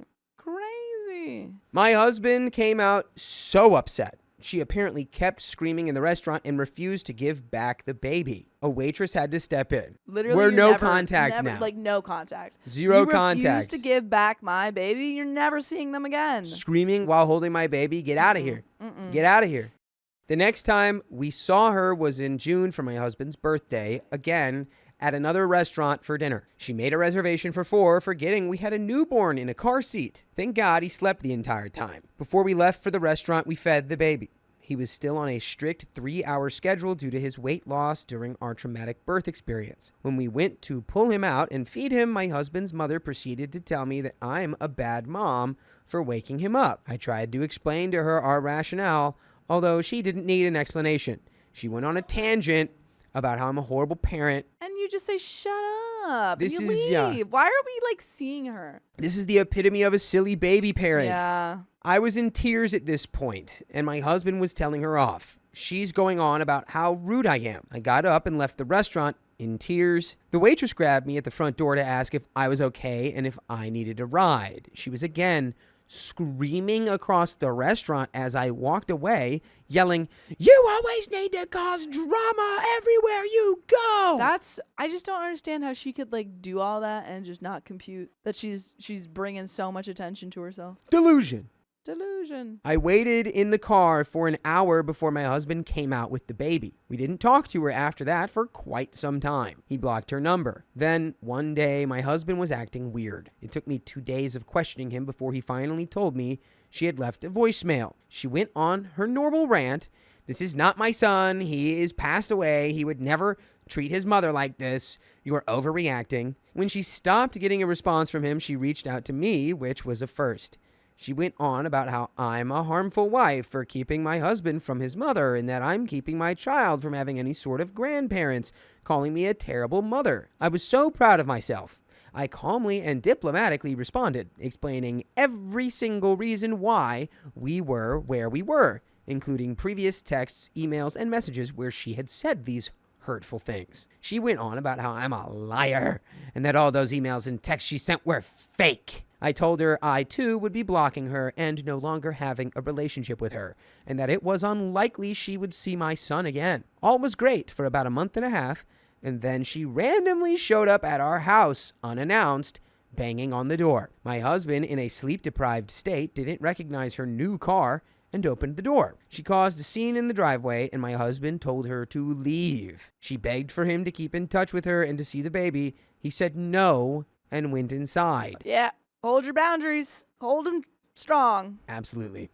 But I would never say no to you listening to full episodes with stories like this on your favorite podcast platform, iHeartRadio, Spotify, Apple Podcasts, whatever it is. Just search OK Storytime, and you've got a bottomless treasure trove of delicious little drama-filled goodies to listen to. Num, num, num, num, num. So much drama. And you eat them with your ears. We have a little bit more story left here, but I think no contact is all that you have. I think you been have left to with. do it. Yeah, I think that she's proven that she literally cannot accept that she has done anything wrong. Refuses to even admit that she sent texts. Like, that's a step above unreasonable when you're literally saying the texts that you sent are fake. Yeah. It's like You faked it. You're lying. You're all yeah, conspiring against me. fake news. It's like you sent those texts. What Yeah. are you talking about? I think all you can really do now is, well, you, OP, should probably have nothing to do with her. I think your Yeah. partner, seeing as it's his mother, Even less. can maybe just be like, hey, you're my mom. We can't maintain this. So I'm not really going to maintain contact with Yeah. you. But I hope that you can get your issues addressed because And then clearly come back. you're suffering from something. Absolutely. Hopefully you can go to therapy and better yourself and come to an understanding that your behavior has been unacceptable, and then maybe we could take it from there. Exactly. But other than that, there's nothing we could do. No, At this just point, about it's like protecting yourself and your yeah, kid. and the kid, like it feels like you would Who be a she danger. almost, yeah, I mean, like she literally would not give your kid back to you. Like that is Yeah. dangerous.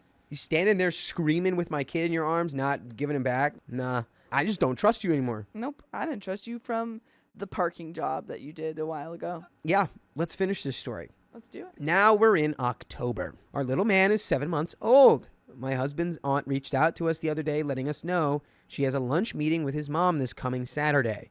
His aunt asked if she could show his mom photos since she hasn't seen any since he was 3 months old. He said it was okay, although I don't agree with it. His aunt was always on the same page, saying we should create distance because of how she was acting, calling it harmful, and now she's saying he needs to keep in touch with her. Nuh-uh. There is a balance there of like the harder you try to shut her out, the more persistent and maybe aggressive about it she might be. So maybe the aunt showing her 7-month photos might actually kind of bring her temperature down a little bit. There is like a Yeah. little bit It's of tricky like though, but you don't know how arithmetic she's gonna there. react. Yeah.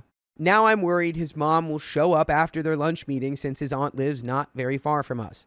If she does, I fully intend to call the cops. All we wanted was for our personal space to be respected, our wishes to be respected, and to have a chance to experience the joys of our first pregnancy and starting our new chapter raising our child. And there And you that go. is the end of that story. Mother-in-law is alienating me from my son, and my husband is letting it happen. Tell your husband to stop it. Stop it. My mother-in-law was practically a stranger when I had my baby. I had postpartum preeclampsia and hemorrhage with a C-section. Wow. Me, my husband, and her did a 3-shift schedule with the baby. I felt weak and sick and was in a very bad place. Long story short, she did work hard. I don't know, I'm throwing her a bone, but still was repeatedly neglectful to the point where I had to tell my husband that he needed to tell her to leave. And by the way, this comes from Gia Lavender, and if you want to submit your own stories, go to the r/OKStorytime subreddit. And I'm Angie. I'm Carly. And we're here to give you good advice goofily, but we don't have all the answers. We just know what we would do in this situation. So let us know what you would do in the comments. So, OP says, there was an incident where I caught her feeding him in the bathtub while having a panic attack. What? That was it for me. He gently booted her, and we refused to leave her alone with him after that. I felt like I was in a nightmare. After she left, I swear my son and I were basically attached to each other, snuggling nonstop for months. Okay, so I wish we had a little bit more detail on that because this sounds like a very traumatic time, but Yeah. I am only getting that from your reaction. I don't Yeah. I wouldn't expect that to be, I just don't, I'm not with you there, but I'm going to trust you. I'm so full of regrets for that time period. I feel haunted. I felt trapped in my decision to have my mother-in-law around like that postpartum. I kept telling myself to be strong. My baby needs to bond with other people because I may not live. I thought I was going to pass away and had nightmares every night for a while. I hoped I had lived to gain some family connections. We didn't become close, just texted pictures occasionally. A year later, mother-in-law and father-in-law visited, and we hung out and went to the restaurants and such for a week. It was fine. I felt like, okay, past was messed up, but I can have a normal relationship going forward. Apparently, my husband set some basic time, space, respect boundaries with her, and she had been violating them. So before they left town, he invited both of his parents to therapy. He and his mom ended up arguing immediately, like 5 minutes in, according to him, because he called her communication dysfunctional and she left the room. That was in July. She hasn't contacted us since, even through an ER trip, even when my husband texted her a video of my son taking his first steps. He called her on her birthday, and his dad called him and said that she didn't want to talk. I just don't get it. Recently, he mentioned something that she said. My mom said my favorite color was red as a kid. I asked her where they had been talking. He said they have a family group chat and she started talking to him there. He was very nonchalant. We go to couples therapy and he seems to underreact to discussing her. We had a session about her behavior and he said that she's done no contact to certain family members. He said she expects people to just pretend it never happened. He said he isn't giving in, but it sure looks like that's what he's doing to me. Now, we get a call yesterday that his grandfather, mother's father, is passing away, and we may need to visit. I don't really know what to do. I don't want to reach out first, but according to him, you will have to eventually, because she won't, and he gets very upset at the idea of us having a bad relationship. I'm at a loss. I feel like this bad relationship has been thrust upon me. I have never, ever done anything other than smile and nod to her. Everything from dire situations to comments about my weight. I smiled and basically gentle parented her away from conflict. But inside, I am so angry and hurt. I can't even imagine how I'm supposed to deal with this person and navigate this situation. My husband has no answers. He's just like, I know it's not normal, but I'm used to it. I'll just ignore what she's doing, but keep talking to her. Our kid needs grandparents. His dad doesn't talk to me either, but he never has. I know this is going to result in a fight between my husband and me because I really feel like I've been treated badly and I'm so hurt and angry. I can't repress it forever. But I don't know how to move forward. He is just so casual about her going no contact like that. I am going to be coming in offensive and making him defensive. I can already see it. But I don't want this in my life or my son's life, and I didn't create the situation. I have never dealt with someone like this. I really don't know what to do. And we do have some comments, but do you have any comments so far? Confirming it's his mom, right? Yes. Yeah. So her mother-in-law. I'm kind of like at that point where it's like if he is the one that's kind of just like, hey, I'm kind of over her. Yeah. Like, that is his mom more Yeah. so. I can understand being really disappointed that you're losing that connection still, but if he's the one that's like, hey, I really don't want to talk to my mother anymore. Right. I think we kind of got to let it happen. Sorry. Yeah, I think, like, I know that you're in family therapy, and that's great that you guys are, like, talking about things, so I hope that you guys have been having that conversation of, like, you know, how you feel about things, because if you're in family therapy and she's in the family therapy, then, like, I wonder do you even feel like you can, like, speak freely? Right.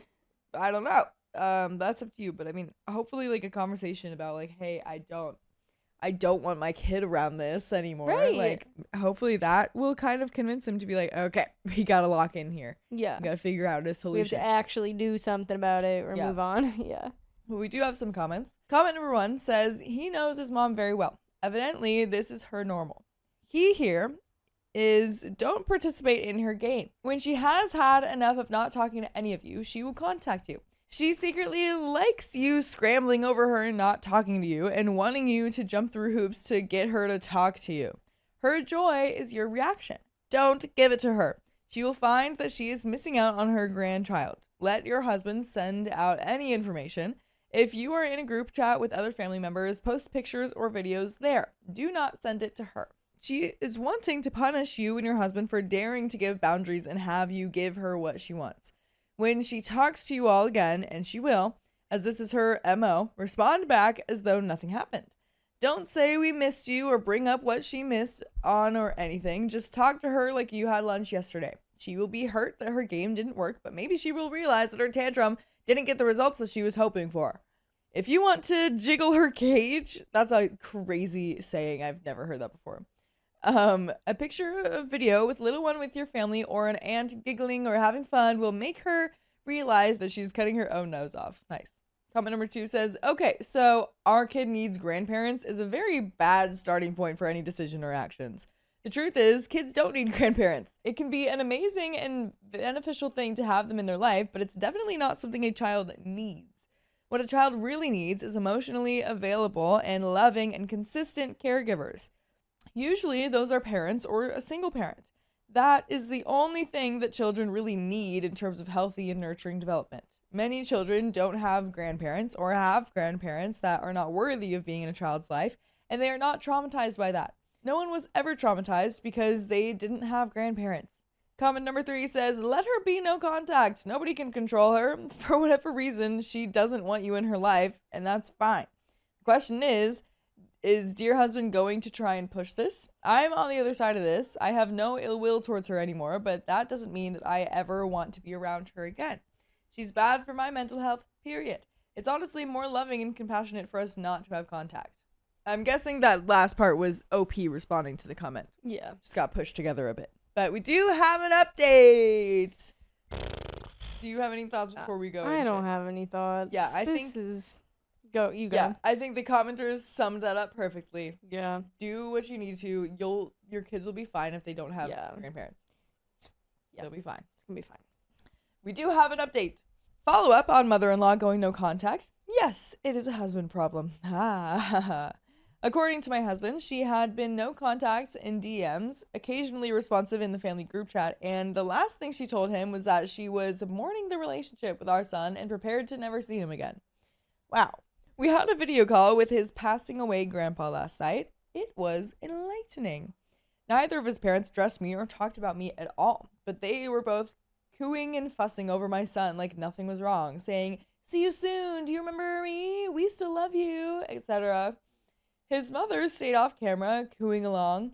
Then she referenced some pictures from daycare that she saw that day and asked for his head measurements to make him a winter hat.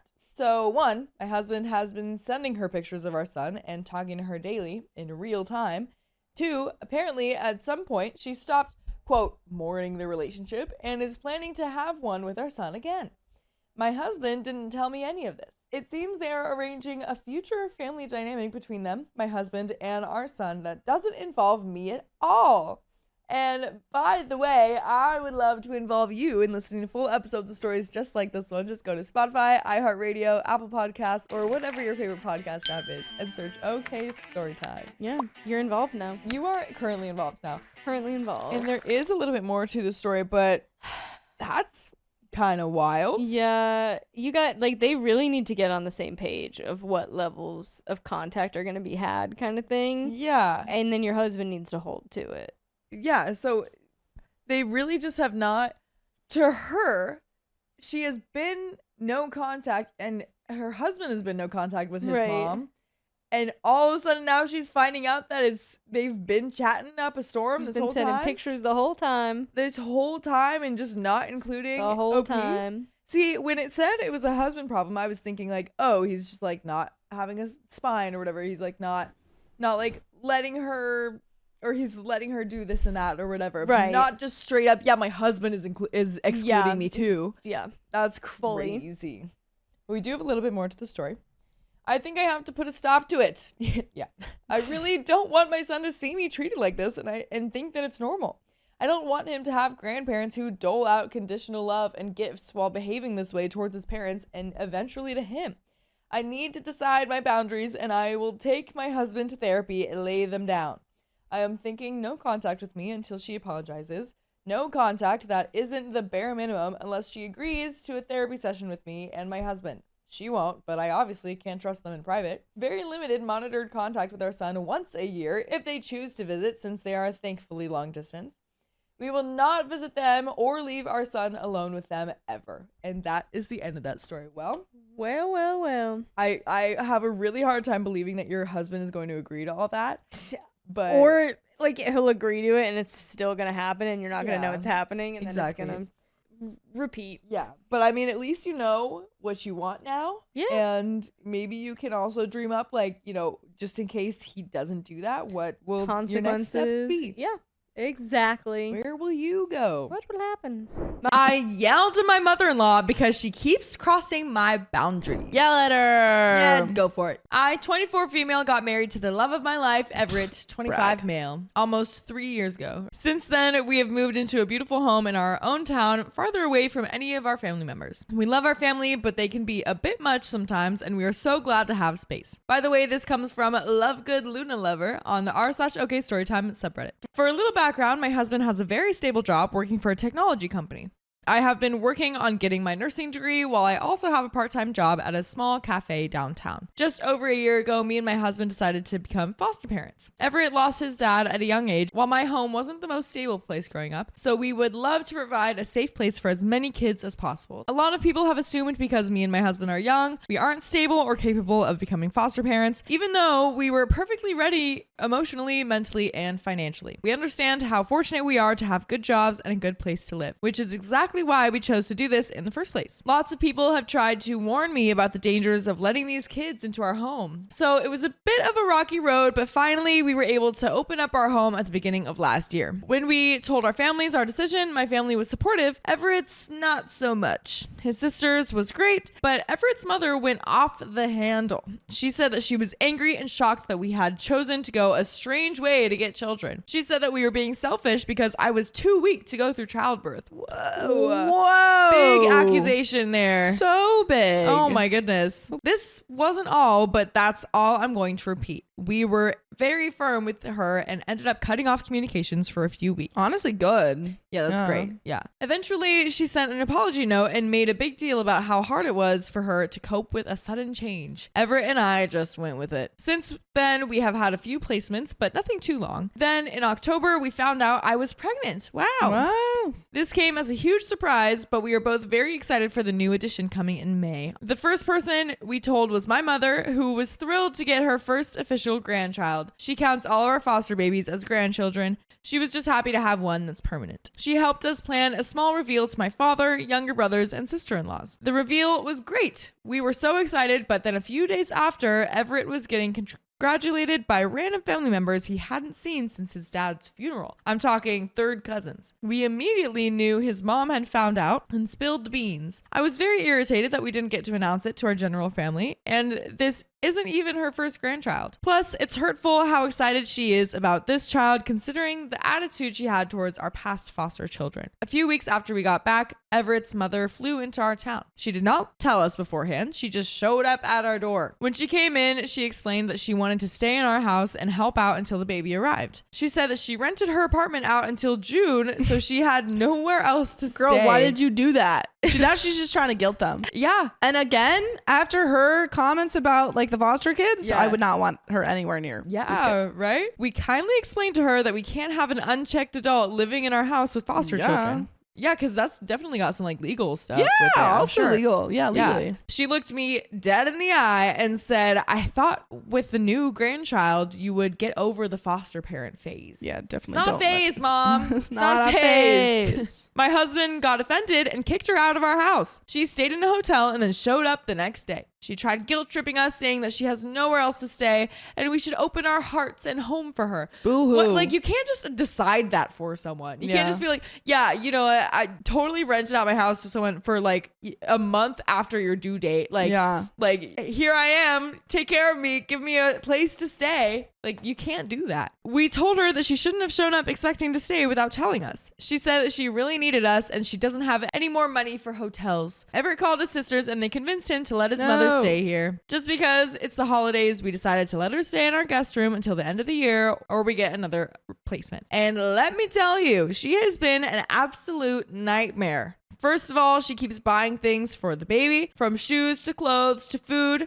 I don't know where she's getting the money, but every day she doesn't have enough money for hotels. But every day she has a new thing and everything she buys is totally useless. She's buying newborn winter stuff and our baby is going to be born in late spring. All the food she's getting is going to expire by May, plus the baby won't even be able to eat it until they are at least 3 months. There's no way this food is lasting until next August. I don't think she understands the fact that we still have a long way to go and you don't start buying these things until way later. She non-stop complains. She complains that we don't spend time with her. If she had planned to visit, we would have cleared our busy schedules, but she didn't tell us. So we still have work and school and other things we had already agreed to do. She complains that I should be going on shopping sprees like her, getting useless junk for the baby. She doesn't do any work around the house and complains if anything is slightly messy. She expects me to cook for her, clean for her, and give her money so that she can buy whatever she wants. Girl, what? Whenever she comes to church or other events with us, she then tells everyone everything about me. She's like a 5-year-old. She tells people about my vomiting habits. Oh my She shares how God. often I have doctor's appointments, and she tells people how dirty my house is,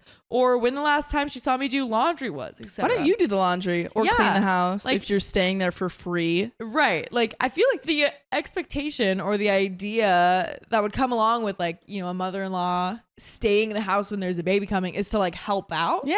But you are being an insane burden. They're fostering you. Yeah, exactly. I'm pretty sure she was snooping in our things, but I have no real proof for that one. When I told my husband about this, he was just about to kick her out of the house. I convinced him to let her stay. Why? Kick her out. Dude, you're too nice, man. I don't really want my mother-in-law to totally hate me. Then over the dinner table one night, she took it too far. My husband got home and we made dinner together. We go into the other room for 1 minute to switch the laundry, and we hear that woman in our kitchen. We come back to see that she has taken 2 full plates of food, including all of the rice in the pan, and was just scarfing it. I was really craving rice, and after a harder day at work, I cried. Everett was done. That was the last straw. He told his mother that she would pack her things, book a flight, and be out of town by the next day. She freaked out, saying I was selfish for crying over rice. She said I shouldn't be eating it anyway because I was already looking fat. She's pregnant, you idiot.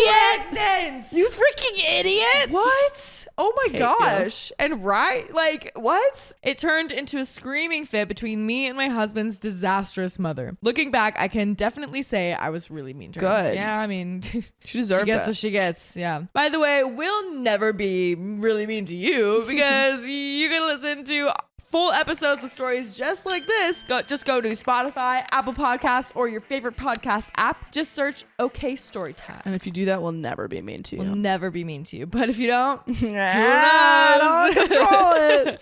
But there is a little bit more. But do we have any thoughts before that? Nah, kick her out. Kick Yeah, her kick her out. out. That's my thought. Kick her out. Because like she just cannot expect that of you. Like No. she should be able to show up and you to just say like no. Yeah, you drop can't stay with us. everything while you're pregnant.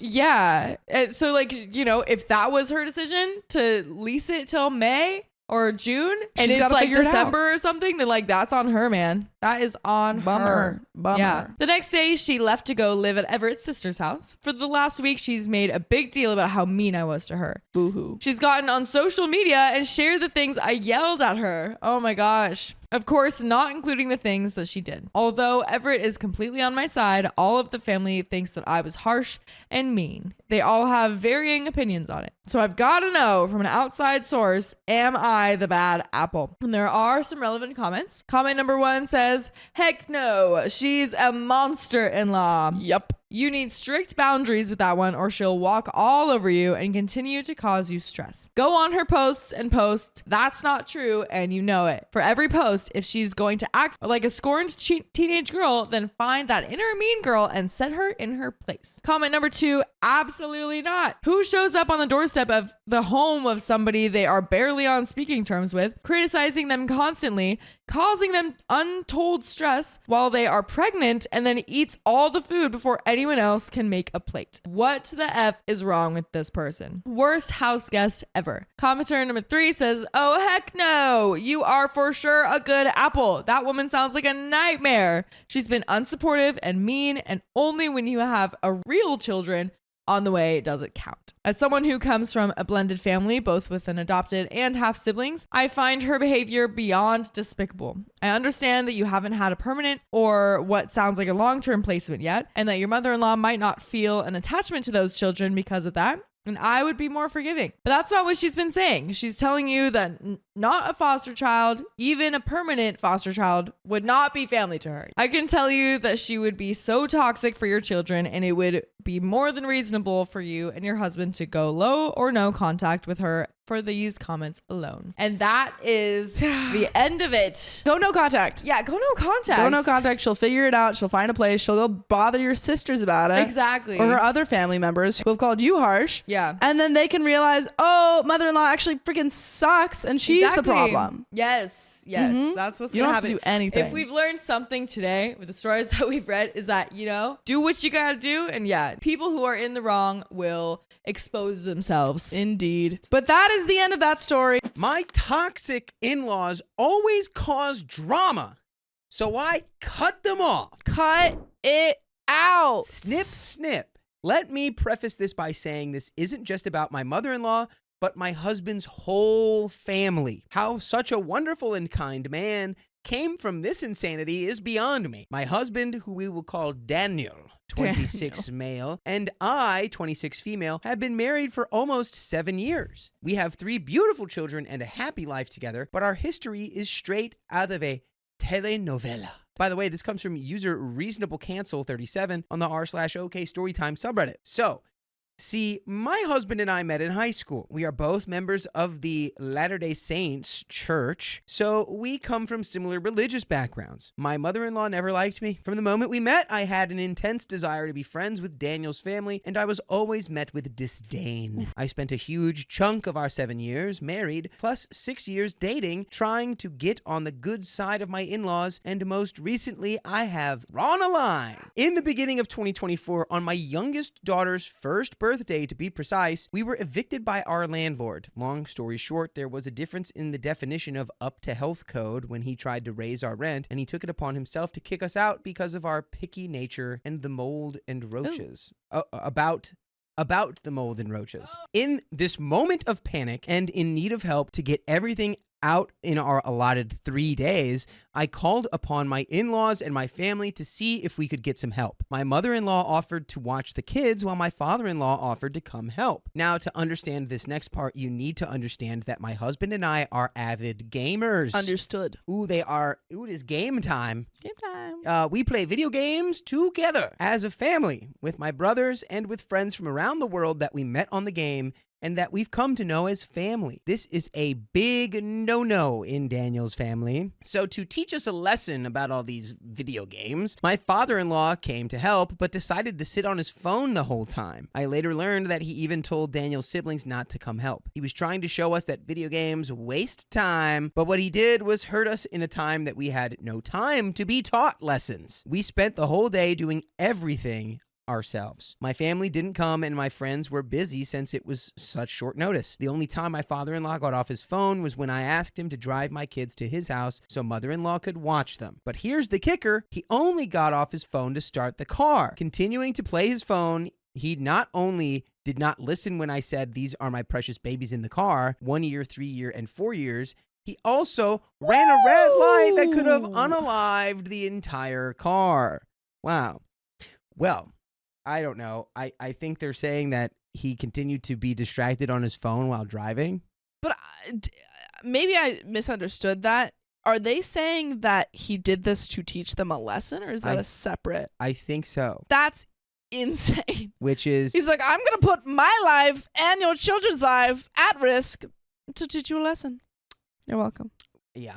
This is called active teaching. The neurons fire in their own special ways over at the LDS church. Not gonna, just, hey, everybody has their own thing. I don't want to upset the Mormons. I grew up with a lot of Mormons, and the vast majority of them are no longer affiliated with the church because it was ruining their lives actively. So I don't know. But I still love you just the way you are, regardless. Still love you. Anyway, when I confronted him about it, he told me that he was just showing me how video games are a waste of time. But you weren't even there. All you were doing was endangering the children.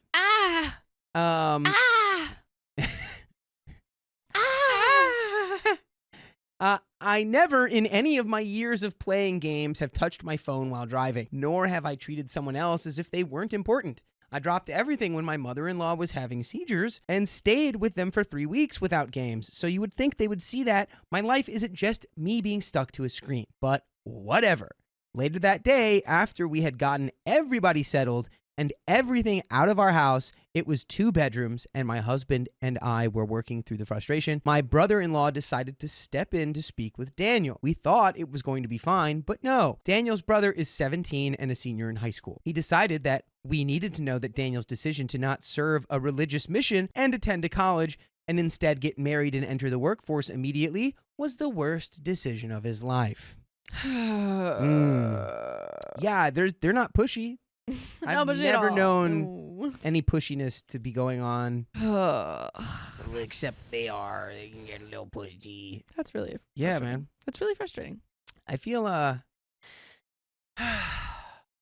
No, you can have like any religious belief that you hold on your own is completely valid, but to extend it to guilt other people that's not acceptable. I feel like it's like similar to the Catholicism. There's It is. a heavy guilt angle in Yeah. the Mormon church where it's like, And it's like you Yeah. got to make sure like your religion it should be about your experience and your relationship to your religion rather than enforcing it on forcing it on other people. Indeed. Now, I've been told many times that I'm the biggest mistake he's ever made. This doesn't necessarily bother me anymore. I'm just like, I've heard it so many times, Yeah. it just slides off the old back. Yeah, I'm just like a duck at this point. I just let it roll on over.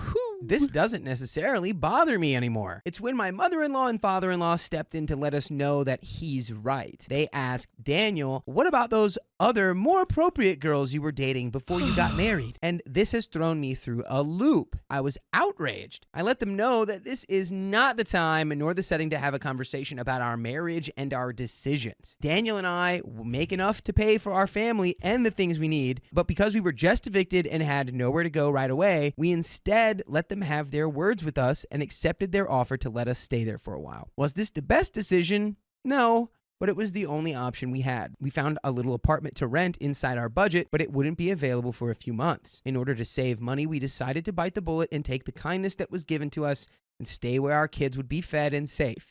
And we would just get by on each other's love and God, but we didn't realize just how hard the bullet was that we were about to be chomping on. Yeah. It can be hard, Yeah. especially when you already know when you have to rely on they other actively people. are like, Yeah. you're a mistake. Well, it's just really hard when you have to rely on other people who you know are going to use that against you. Yeah. Yeah. Because there's no arguing against it. They're just like, nope, you're wrong. Yeah, No, and you're like, wrong, see? Okay, and you need them at this moment Yeah. for, a place to stay. and stuff. 100%. The next several weeks were met with very, very many issues. First off, we were willing to give up our video games while we were there since my in-laws had views that they were satanic and, hey, their house, their rules. This isn't a huge issue as we saw them as a hobby and not as a necessity. It would have been a non-issue if they didn't let their son, 17, and their daughter, 13, stay up all night playing video games. Now what are we doing? What are we doing here? Wait. What's going on? Wait. How is this happening? So this whole time they've been like, you guys can't play video games because they're terrible, blah, blah, blah, blah. But now they are letting someone else play video games? Yeah. In their more formative years as well. It's like, I don't get that. if we're going to have principles, why don't we stick to them? I don't get that. And also I don't understand their like ire towards OP when OP's also a part of the church. They're both a part of the church. Because usually it's like, oh, that person's not a part of the church. Can't believe you would leave the church for blah, blah, blah. But it's like, no, they're both a part of the church. Everyone's in the church. What's the issue here? Yeah, I don't know. It's, maybe it's like we raise different generations differently. Secondly, my in-laws are huge into religion. We are churchgoers, but we're not going to say you're going to heck because you believe something different or you live something different. However, Daniel's parents are aggressive. That is clear. Yeah. If you missed even one Sunday at church for every reason, you need to repent. As we tried to live peacefully throughout the next few months, we did everything Daniel's parents asked. It was when I started to see more hypocrisy happening that things circled the drain. My husband is known as the geek of the family, and this makes him the black sheep. Everyone else is what could be known as popular. They're having parties constantly. His parents cared when Daniel did something like stay out too late, but when it comes to his siblings, they're very out and open about sneaking out of the house to drive to another state and to make out with a girl, or stealing donuts from Krispy Kreme dumpsters to throw at cars driving down the highway and trying to hotwire people's cars. Okay. So they're having fun? You're getting mad at them for having fun? Ooh, yeah. Jesus. Oh, it's just throwing debris onto the highway. No big deal. So these are real things that Daniel's siblings have done that nobody cared about. I try to raise my kids as normal and polite, so I tried to keep them away from the stories that got told and passed off as fine. Daniel's little sister had friends over pretty often. Now remember, she's 13. She would be watching scary movies all the time, with my in-laws being super religious and judgy at any game they thought was inappropriate. I thought it was pretty weird for her to be allowed to do that. So whenever she did this, I took my kids to the park or to a friend's house. I didn't want them having nightmares. One day, my mother-in-law asked me where I was going. I simply explained that because there was a horror movie playing in the room where my kids' toys were, and I didn't want them getting upset because they wanted to spend time in that room, I was just going to go take them to play at the park. Is The Unborn an unsuitable movie for She's your like, children? we're just watching The Fly. Honestly, that's The Great Fly. So movie. good. I was trying to come up with one that one, just seeing the trailer for that movie scared me I've seen when it. I was a kid. It's a good I never movie. did watch it. Well, And it was really, I was scarred by that trailer. My last year of college, I watched Earth Girls Are Easy and fell in love with now I'm blanking. Jurassic Park, what's his name? Sam Neill? No. Jeff Goldblum. Yes. I fell in love with Jeff Goldblum. As anyone should, honestly. Incredibly attractive in Earth Girls Are Easy. Oh, he was a looker Yeah. Oh, yeah. in his day. And then I watched The Fly, and it was a little bit disappointing to watch him turn from hot to The Fly. Hot Jeff Goldblum. But anyway, to- that's a side Did note. you just spoil The Fly? Oh, no. You guys only had, what, did that come out in like the 70s? Yeah. You've only had 50 years to watch it, guys. Yeah, come on. Mother-in-law asked why. I told her that my view is that it's not my job to judge what she allows her kids to watch, but I don't want my kids seeing that stuff until they're old enough to be able to handle it and handle the thoughts and feelings that they would get from it. She went ballistic. My daughter is not watching a scary movie. She would never, and she always tells me what she's watching. And when Daniel's sister even said she was watching an R-rated movie about the Antichrist, mother-in-law still didn't believe it and said I was being ridiculous for taking my kids out of the house. Okay, so she's just like letting her kids watch whatever and not checking in on them? So I just imagine them standing in like the front of the house, like the foyer, and in the living room there's just like a loud horror movie playing, and she's going, my daughter would never listen to watch a horror movie. And then you just hear, no, don't unalive me! just And she's hear like, the it's sound. not a horror movie. just the wet It's crunch a documentary. of organs and bones being removed from a human body. It's a cooking show. It's like, that's clearly a beef Wellington being prepared. It's the Great British Bake Off. That's all it is. So from there, it did not get any better as mother-in-law began to attack our parenting. My husband removing my son from the room while my daughter got dressed made him physically abusive. All he did was pick him up and walk out of the room. My kids going into the kitchen to get cereal in the morning instead of asking for me to help made me neglectful. I genuinely can't watch them if I'm not woken up when they get up. But this is where I drew the line and where my am I the a-hole question comes in. My daughter has been working on going potty for a year. Seriously, a year.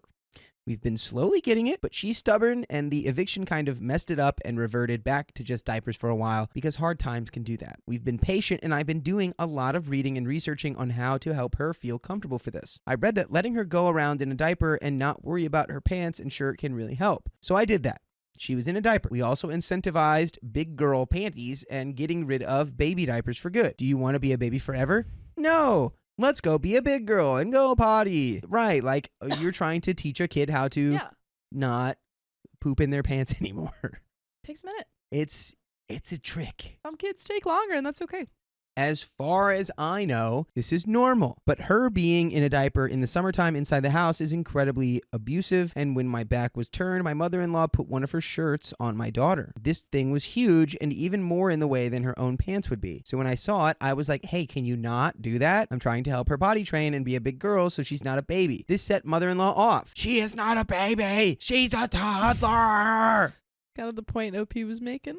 Yeah. Well, yes. We know that, but my daughter is still only 3, and she needs a clear distinction between baby and big girl to help her potty. Withholding clothing from a child is abusive. I'm not withholding clothing. I'm just helping her with the initial step of recognizing that she needs to potty, and only having one thing to remove could be helpful for her. This is my house, and I will tell you when I see that you are being a bad parent and these are my grandbabies. What have you done to my son to make him agree to be abusive and treat his children in this way? This was the final straw. I told her this, quote, I genuinely don't care who you are or who you think you are to my children. If you do not start to respect my husband and me as people and as the parents of our 3 children, I will take our kids and I will walk out that door and we will never return. And she said, fine, go. And we did. Woo! Boom. Mic drop. Look at that. Hey, Love it's that. the consequences of your actions. own And now we're actions. gone. And we're gone. Boo-hoo. This was the last time we saw any of his family back in March. She didn't think we were serious. She's shown up at my mom's house, who sent her away because my mom took my side, and she has texted my husband. She even texted me out of nowhere calling me a rat, which is fine. I'm a happy little rat who's living without the intense drama and stress of my husband's family. Woo! Two Happy little- little rat. 2 little happy rats in their little Playing nests. video games. Just going, ooh, can't wait to play at the new game. It's a good life. New game. Never mind. I was moving on. I have told my husband that I will never stop him if he wants to see his family, but I will not be joining him. My kids can join if he wants, but I strongly suggest no for now. My husband has taken my side and has made that abundantly clear. Good. And I want to make it abundantly clear that you can get as many stories as you want that are just like this one. All you have to do is look up OK Storytime on Spotify or Apple Podcasts, or wherever you watch your wherever podcasts. you get Listen your to them. podcast on. That's where we're at. Woo! And there is a little bit left of this story. Let's do it. I've always been a people pleaser. I've always wanted the approval of my in-laws because I thought that it would make our family stronger and better if we all got along. Am I the a-hole to them for cutting them off? No. Am I the a-hole to myself for giving up on my dream of a many-generational happy family? Or should I even be feeling guilty? There was so much that I didn't even include in here, and so much that I felt like I was within my right to stand up for myself and my husband, but I feel like cutting them off has made a rift in the family and it makes me feel guilty. Should I try again later down the road? They've treated me like this for 13 years now. I'm always the one who apologizes and takes the blame. I think 13 years is enough. That's enough. You are not at fault. You were not the one who broke this dream of having a multi-generational family or happy family. They did. Correct. And you are giving the proper punishment for their behavior, which is not seeing them. If they're going to continue to act like that, then they don't deserve to be in your presence or in your children's lives. So if they want to come back around and be like, oh, I'm so sorry for our behavior and apologize and make amends, then they can do that. But till that point, you have done nothing wrong. Yeah.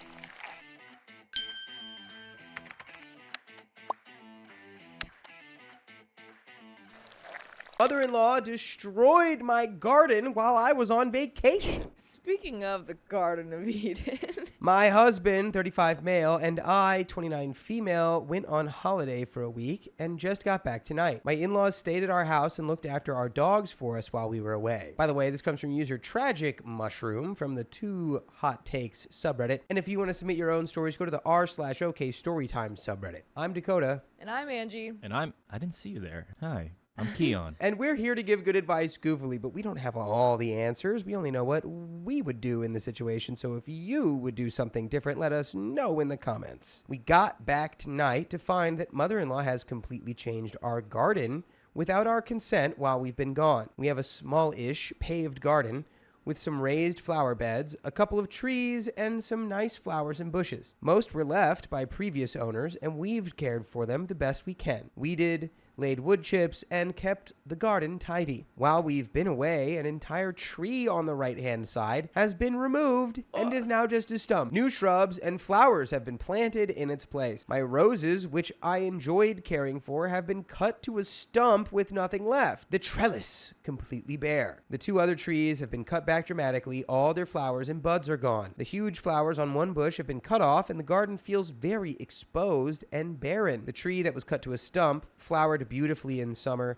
and attracted lots of butterflies. I'm big on biodiversity, so that was so sad. The roses I'm devastated about, as my uncle was helping me care for them. Various other jobs have been done, like cutting a small patch of grass we have at the back and jet washing the paving slabs, which I'm grateful for. It's important to note nothing like this was discussed before we left. We only asked mother-in-law and father-in-law to care for our dog, nothing more. Mother-in-law mentioned patching some missing sealant in the windows of our shed for us, and that was all she mentioned. I really struggle with anxiety and needing to be in control, and I've been sobbing this evening. I'm devastated. Mother-in-law is asleep and father-in-law is staying out of it. I'm sleeping downstairs with our dog because I can't stand to be away from her either. 3 a.m., but I can't sleep. What do I do? Am I right to be upset? I'm certain their intentions were good, but I feel like this is an enormous overstep, and I'm really upset. And there are some comments. Wow. So I went to your comments on your post because I wanted to see if I could get a little more background here. What I did not find is what your husband plans to do about this. I understand you having anxiety. It sounds like you're medicated and doing pretty darn well overall with your medication combination, and that's wonderful. This has just thrown you for a loop and is a bit of a setback, which is completely understandable. What you need to understand, though, is that your in-laws are not yours to manage. Your husband needs to be managing his parents. I don't care if your mother-in-law likes to stay busy and gets carried away. I'm 65. Do you know what I would never do in a million years? Go to my daughter's place in Phoenix and mess with her beautifully set up back patio. She has plants all around. She babies them. She waters them. She has lovely furniture and a pergola out there. It's a beautiful area to just sit and breathe. But you know what's most important about this? It's hers, not mine. She is 33 years old and her partner is 34. I don't pay the bills there and I don't live there, so I would never do any of that. There is no excuse. Let me repeat myself as a 65-year-old white lady named Karen. There is zero excuse for what your in-laws did. You and your husband need to be on the same page, I agree, and he needs to lay down the law to his parents, and they need to pay to restore everything. You didn't want the flowers there. You do want the climbing roses because that's what it sounds like you had. And they need to pay for the plants and the materials and the new tree, and it needs to be made clear to them. They are never to touch anything in your home again without asking you. It doesn't matter if they think something's rotten. It doesn't matter if they don't like the look of it. It doesn't matter if they think the paving stones need washing. Not a zilch zero. Changing anything at your home without express permission from both of you. Not just your husband, both of you. I want to assure you this is a reasonable boundary. I want to assure you it does not make you a witch or a terrible daughter-in-law. It makes you an adult standing up for what is right and what is their own. As somebody darn close to your mother-in-law's age, I'm appalled. This is stepping over so many boundaries, and your husband literally needs to look at his mom and say this. Would you go watch a friend's dog and cut down trees and landscaping and change up their entire garden without asking them? No, you wouldn't, would you? Dad, you wouldn't cut down their trees, would you?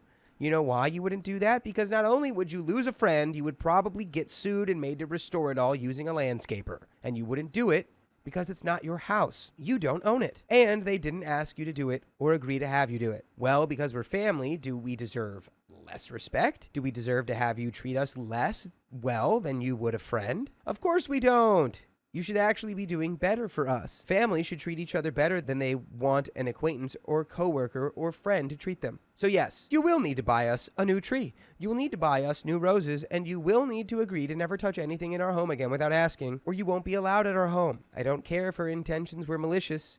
I don't care if she just got carried away. I do not care. No matter what the reason, what they did was wrong. It was an intrusion. It was a betrayal of trust, and it was wrong. I don't care what excuse they try to give you. Your husband needs to tell them, Mom and Dad, I do not care. I would never come to your house and change everything around because it's not my home. You don't get to come into my home and do this any more than you would to any other adult, no matter how much you want to. Set the boundary now. It is okay to do so. I know it is anxiety-inducing, but you need to do it now. You need to fully internalize that what they did was wrong.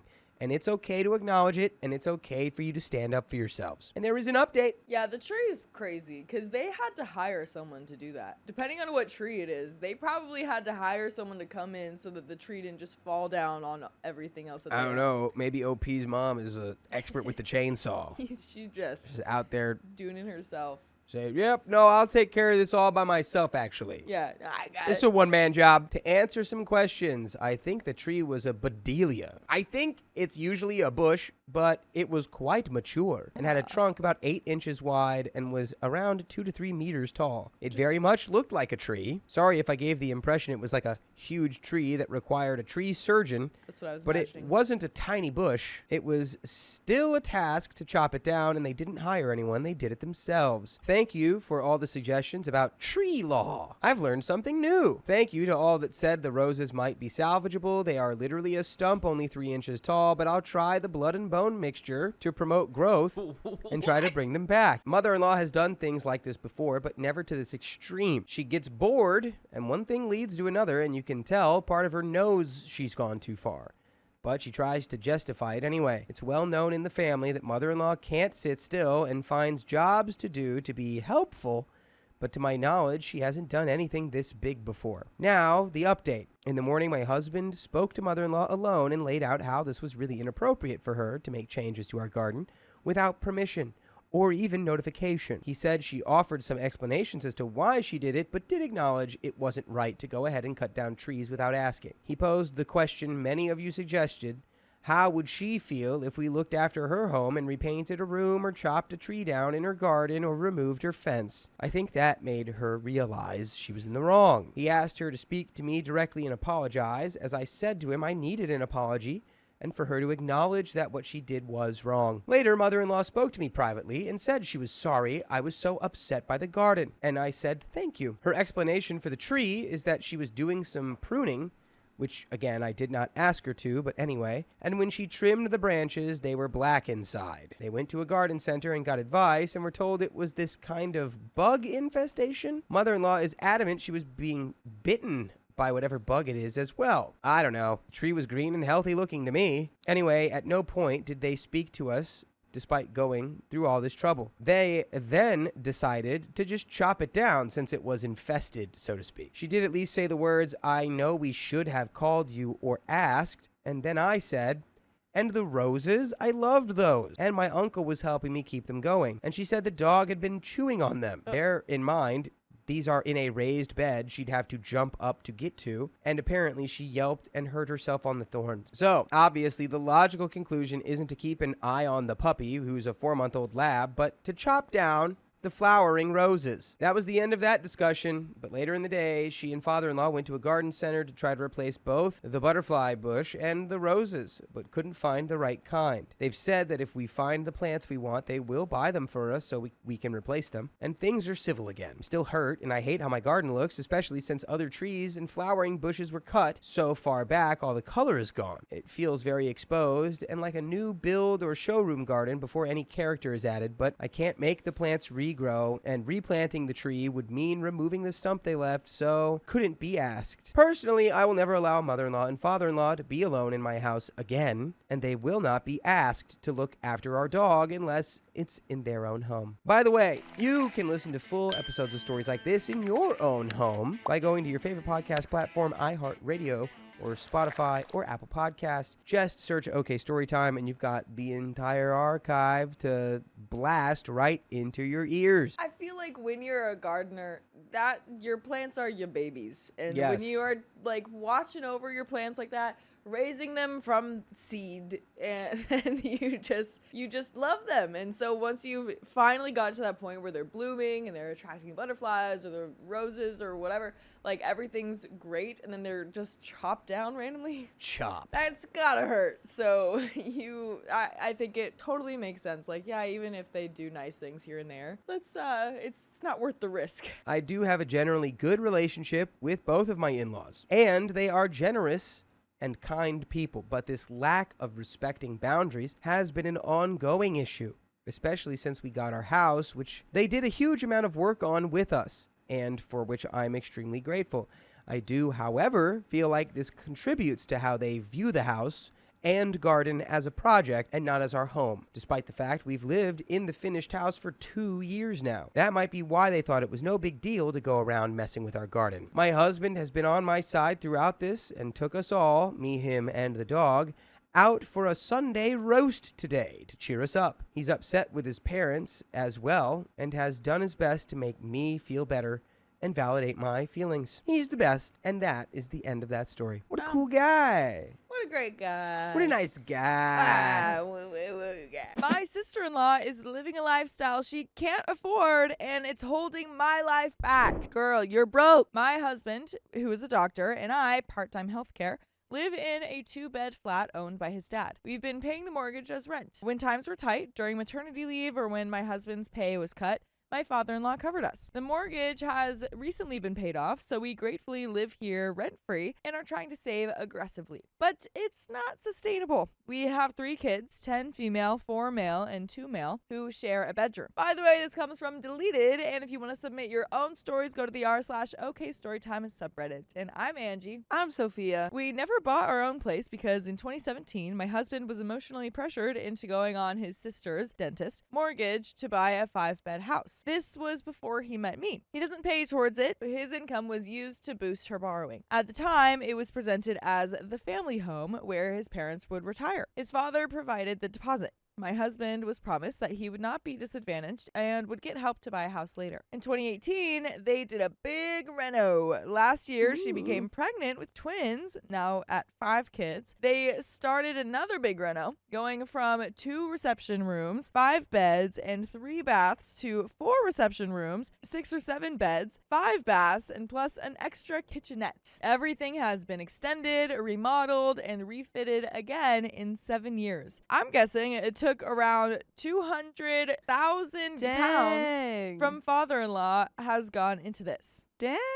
Wow. that's expensive. I wonder how much they paid for the house. Yeah, right. The current plan, devised with a mortgage advisor, is we sell our flat, the father-in-law's place, get a deposit for a house, and move into a rental. They used 100K pounds from the sale to remortgage to get my husband off. But there's a catch. She has credit card and shopping debts to pay. Shopping debts? Oh, shopping debts. What do you mean shopping debts? Stop buying things. She needs to get rid of her car finance, 2 brand new EVs. She has to increase her salary and complete tax returns. Until she does those things, her borrowing power isn't high enough. As her debts, liabilities, and declared earnings currently stand, she would only be able to remortgage for a small amount. She needs 18 times what was calculated. Yikes. She spends freely and goes on expensive holidays. She's already talking about an island getaway for her 40th birthday. In the meantime, we could be stuck in a rental and sitting on our deposit in the bank, just waiting. I want us to hold off on selling until she's actually ticked the boxes.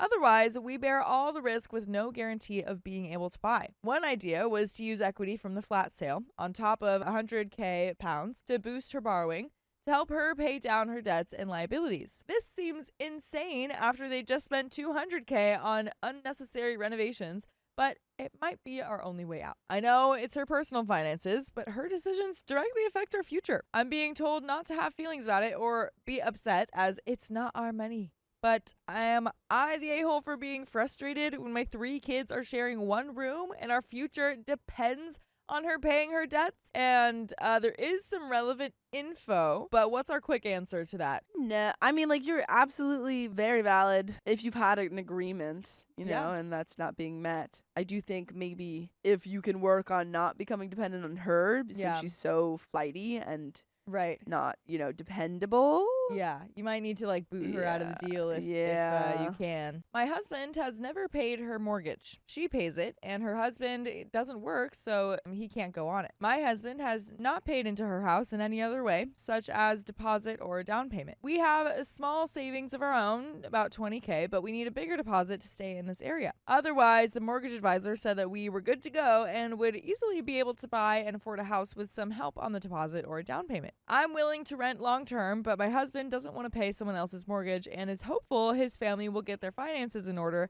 and help him out. We pay our own bills, childcare, and living costs. We drive 11-year-old cars and holiday once a year. Our debts are low and we're trying to save more aggressively. All the 200K plus has been spent on the sister-in-law's house. Father-in-law works abroad. There are some comments. Comment number 1 says, stop co-signing for idiots. Yeah. There is a reason people can't get expensive homes or cars on their own credit. The reason is they can't afford those things. No, absolutely. Like, that's just general life advice. Yeah. Don't co-sign for people who you think are unreliable. It is unconscionable to ask a family member to jeopardize their own financial well-being to help some jackbutt acquire something that they absolutely cannot afford. If your husband is on the deed, he does have equity in the house and he can force the sale. If he had a set of balls, he would tell his sister and his unemployed brother-in-law to remortgage the house or sell it so he can move on with his life and take care of his own family. They should have removed him from the mortgage before they spent money on renovations, but they didn't because they are selfish a-holes and your husband is spineless. OP responds, wow, I have no response because I fear you're spot on. Oh, dang. I Okay, don't have she a thinks her husband's spineless too. I guess so. I don't have a spine either. I wish I could say all of this out loud, but I'm a very non-confrontational person and I need to be braver. Comment number 2 says, not the a-hole. I would be focusing on figuring out how to get his name off the mortgage. What an extremely high risk for your family if you end up having to be responsible for the mortgage. Can you temporarily move in with sister-in-law or at least add it in as a solution instead of you having to rent? Might help get them to come to a quicker solution as well to resolve this. The priority is to get his name off the mortgage ASAP. Until then, I'm not sure how you can move forward with security for your family. OP responds, the mortgage advisor has suggested moving in with them yesterday. I was against it initially, but agree now that it might help force a quicker resolution. That makes sense to me. I didn't really think about that. Like, if they're living separately, but they're planning on, going in on a house together anyway, then, like, why not just start now? It's like, you just renovated this. My husband's paying you might mortgage. as well live in it. Yeah, exactly. It's Exactly. nice. Comment number 3. She's never going to pay down her debts because everyone is enabling her. Comment number 4 says, why did you marry into this mess and have another kid knowing there is no room and your husband is never going to have financial independence from his sister? OP says, I'm not sure. I was in love. He's my best friend. Sorry, I was in love. We're aligned in all other matters. I thought it would be resolved in a year or 2.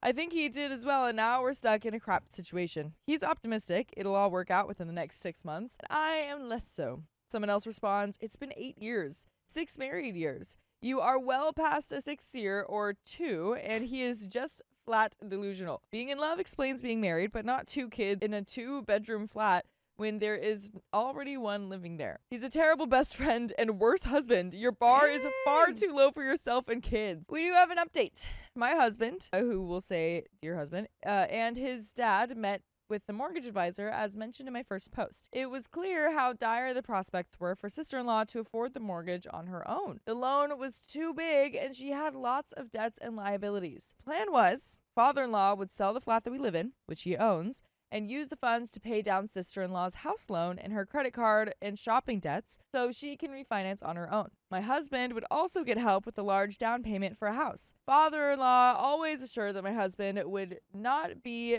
disadvantaged by the other mortgage and would get significant help to buy. My husband went to visit them yesterday and found them ripping out the floor of the kitchen, the new one costing thousands of pounds. This kitchen was extended, remodeled, and fitted in 2019 and cost upwards of $20K. They just did it. Yeah. That's crazy. That is so crazy. He wasn't happy. I guess it became immediately clear to him that they are not capable or interested in making good financial decisions. Everyone also forgot that my mother-in-law co-owns the flat that we live in. My husband doesn't want to take any money from the sale of the flat for a deposit, as it will disadvantage his mother, who is retired. So the flat has been listed to sell. The proceeds will go to mother-in-law and father-in-law only. Father-in-law will use his share, $100 to $150K, to bail out my sister-in-law. My husband's name can finally come off the mortgage off of her $1.1 million house. She still needs to lose the new cars, though. It was a little upsetting for my husband yesterday, but he's at peace with it. After all, it was never his money, and his dad can do what he wants with it. And by the way,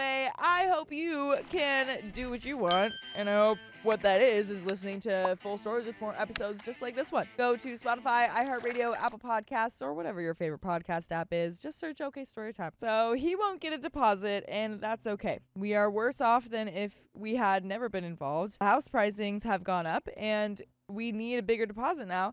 And he wasted years waiting around on promises of help. The help never came. He was used as collateral so they could keep a house and cling to a lifestyle that they can't afford. But it does also feel like a weight has been lifted and he's going to be free, not strung along for years in a toxic cycle of obligation and disappointment. We're currently looking for a long-term rental nearby, somewhere with 3 bedrooms and a garden for our kids. We're also planning on meeting a financial advisor to come up with an achievable plan to save hard for our own house and for our children's future on our own. If buying a house isn't meant to happen for us, then so be it. We're walking away with peace of mind, a clean slate, and the ability to make decisions for ourselves without interference or reliance on others. And that's the end of that story. There you go. Yeah, so I guess, you're not getting a deposit from, what's being sold, I guess. Right? I'm pretty sure that's what that means. If the name was out. You wouldn't Yeah, get it. but hopefully they're still getting, like from the flat that they were staying in. I think that's what it's Oh, talking about. Yes. Hopefully yes. it doesn't mean like they're not getting a deposit from,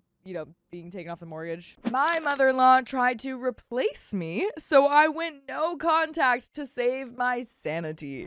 As you should. Oh Good my job. gosh. It's going to be a lengthy post about how my mother-in-law has traded her access to our lives for the chance to get her jollies, making snide remarks. Dear husband, 38 male, and I, 38 female, have been together for 6 years with a 1-year-old. We both work full-time and my parents live abroad while my in-laws live in the same city. While I've tried to be patient, my mother-in-law's constant interference and me character has become exhausting.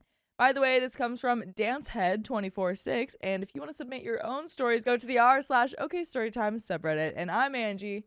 And I'm Savannah. And we're here to give good advice goofily, but we don't have all the answers, so we're just going to guess what we would do in this situation. Let us know what you would do in the comments. So, OP says, a day before our wedding, mother-in-law told husband, don't plan anything yet. She isn't looking 100%. That's daunting. Don't plan a wedding yet, but I won't tell you why. That's like crazy. It is. She was insinuating not to plan on getting pregnant because I wasn't looking perfect. Why was she even thinking about our wedding night?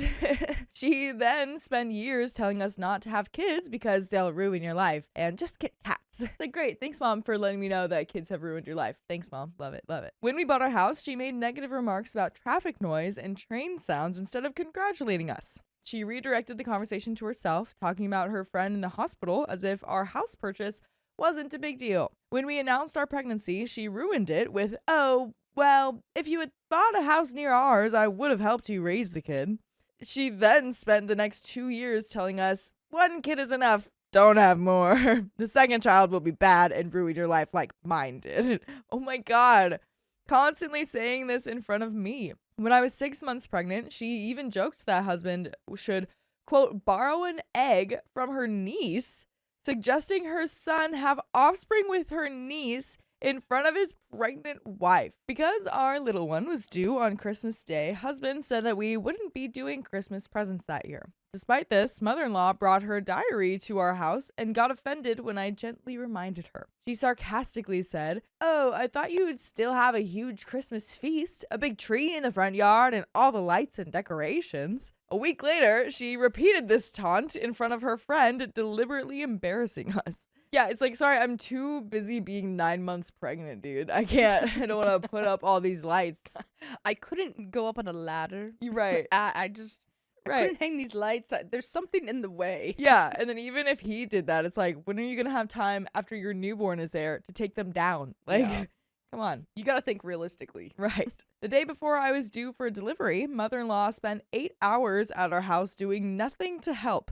She told me we should stop at 1 child because a second would be, quote, bad like her second son and ruin our lives. Oh my God. I'm pretty sure this is their second child. Yeah, but why this- does she keep saying that? Yeah, I don't know.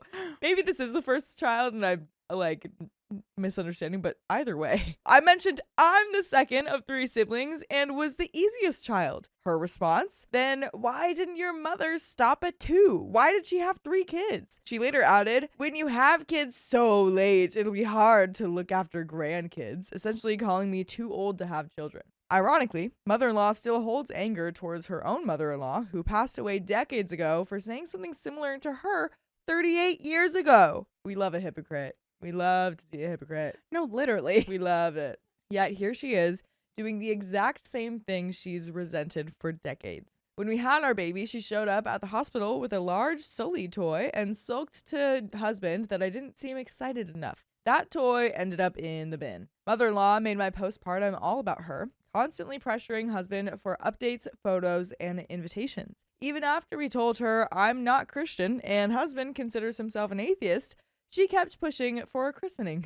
One day, after I fed the baby and passed him to husband for burping, he immediately handed him to mother-in-law. She said passive-aggressively, "Oh, I'm allowed to hold him now, am I?"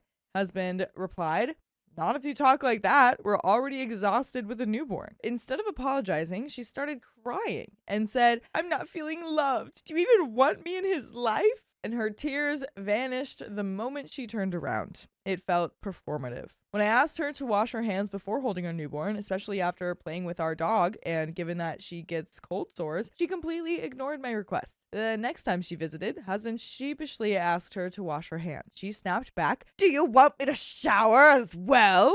She was furious, and I could see why husband is so hesitant to stand up to her. Mother-in-law brought mini Legos labeled for children over 6 years old when our little one was a newborn. I told her he was too young and we didn't have room to store them for 6 years.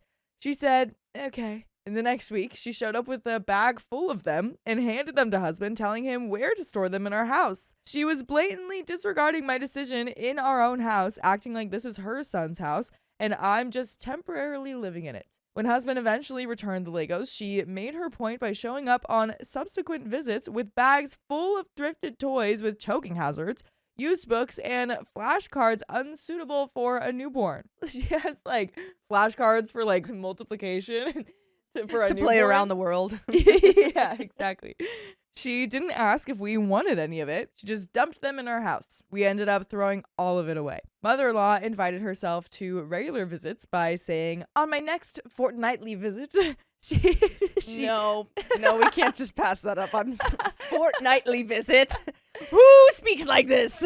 She didn't ask, she just told us. Not once during those early postpartum visits did she offer to help or bring food. All of our friends who visited brought food, nappies, or offered to help. Father-in-law, on the other hand, tidied up without being asked and gave attention to our dog, knowing that we were adjusting to life with a newborn. On husband's birthday, when little one was 5 weeks old, husband messaged mother-in-law requesting she shorten her visit because we were exhausted. She ignored the text, came earlier than planned, and stayed until almost dinner time. I baked a cake and arranged snacks. She brought a packet of chips, but took it back with her when we didn't open it, asking repeatedly, "Are you going to eat these chips? Otherwise, I'll take it back."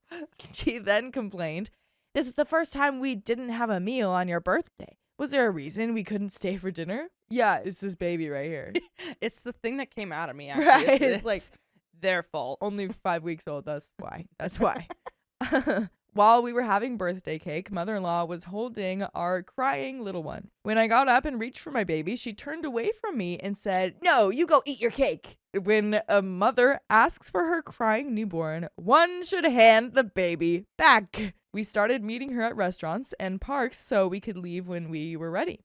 However, as soon as we indicate we're leaving, she asks, "What are we doing next? Are we going to your house?" If we mention other plans, she responds, "Oh, I thought we were going to your house after this. Are we not going to your house?" She just really wants to be in that house. She does. My She's like, goodness. "Where's? I'm gonna get the guest room ready." Right. She stares at husband, putting him on the spot and trying to make him uncomfortable. At a buffet restaurant, husband and I agreed that mother-in-law would not sit next to little one because she isn't hygiene conscious. When husband got up to fill his plate, mother-in-law immediately swapped seats without asking. I told her that husband was still sitting there, but she ignored me and continued interacting with little one. I said, "Okay, ignore us then." She grumbled and said, "I'll move in a minute," but didn't move. 5 minutes later, after I took a phone call, dear husband came up to me and said, "Mom is very upset. Can she sit in my seat next to the little one, please?" That moment really hurt me. Instead of speaking to me directly like an adult, mother-in-law manipulated husband by acting hurt behind my back to convince me. By the time I walked back to the table, she was brazenly sitting in husband's seat, acting like nothing had happened. She was handing finger food from her plate to little one with her bare hands, then kept putting her fingers in little one's mouth. Why are you putting your fingers in her mouth? I feel like where's the forks? Well, What do you you know mean, what's up with utensils that? for a little one? No utensils. They don't have Also- to eat out of your hands. They really don't. Even if they do eat out of your hands, you don't have to put their hands in their mouth.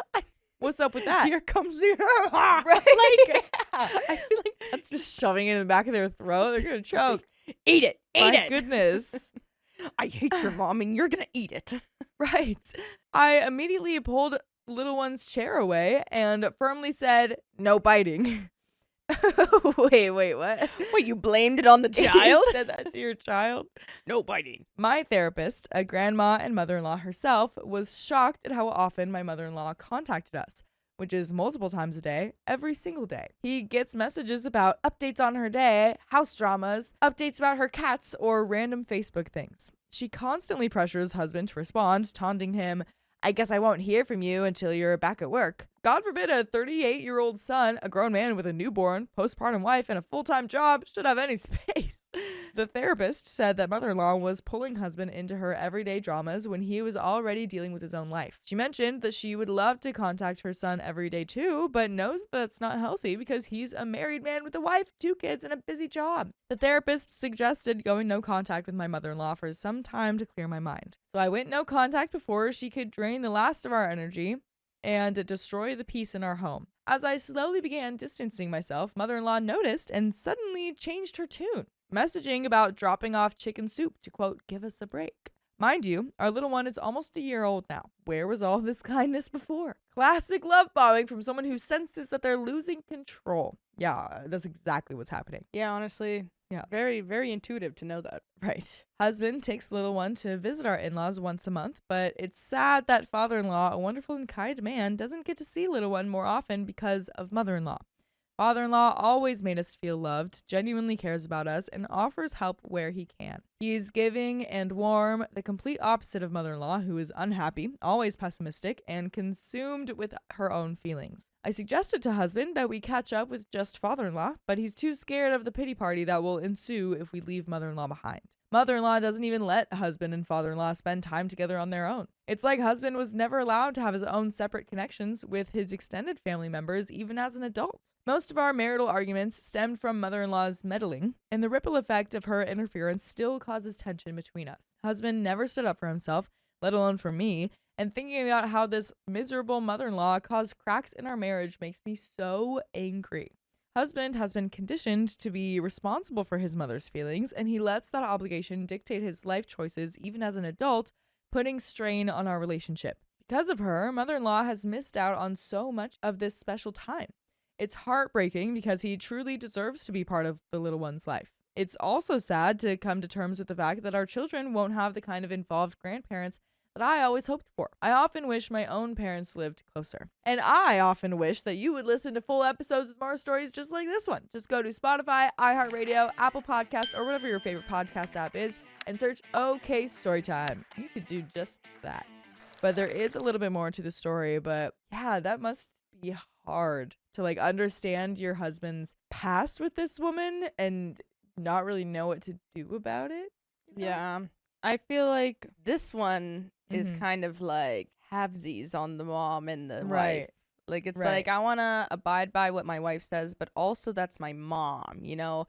Right. That's the other two. They're like, I'm totally with you, Up. sister. Yeah, like my it's mom's like, crazy. I got you. Yeah, but like, we already know. Right. But like, it seems like he doesn't want to lose her. And I'm sure that she, being the narcissist that she is making him feel bad about, you know, like not letting her do this and her and her and her. Yeah. Like, that's, you know, what they do. So Exactly.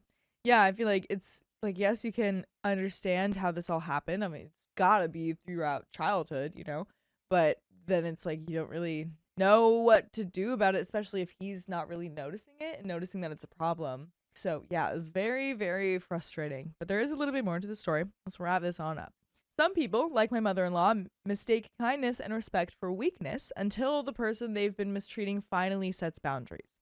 She had every chance to treat me with respect from the beginning, but instead chose passive aggression, sarcasm, taunting, and snide remarks. Now that I've stopped playing the pushover role she expected, she's realizing she no longer has the control she once did. Her sudden desire to, quote, start over doesn't feel like remorse. It feels like she wants back the control and attention. Since going no contact with my mother-in-law a year ago, I feel much more at peace. She brought negativity, lacked empathy, and drained us emotionally. Life without her has been calmer, and I hope this peace continues, even if she's pressuring my husband to reconnect. And that is the end of that story.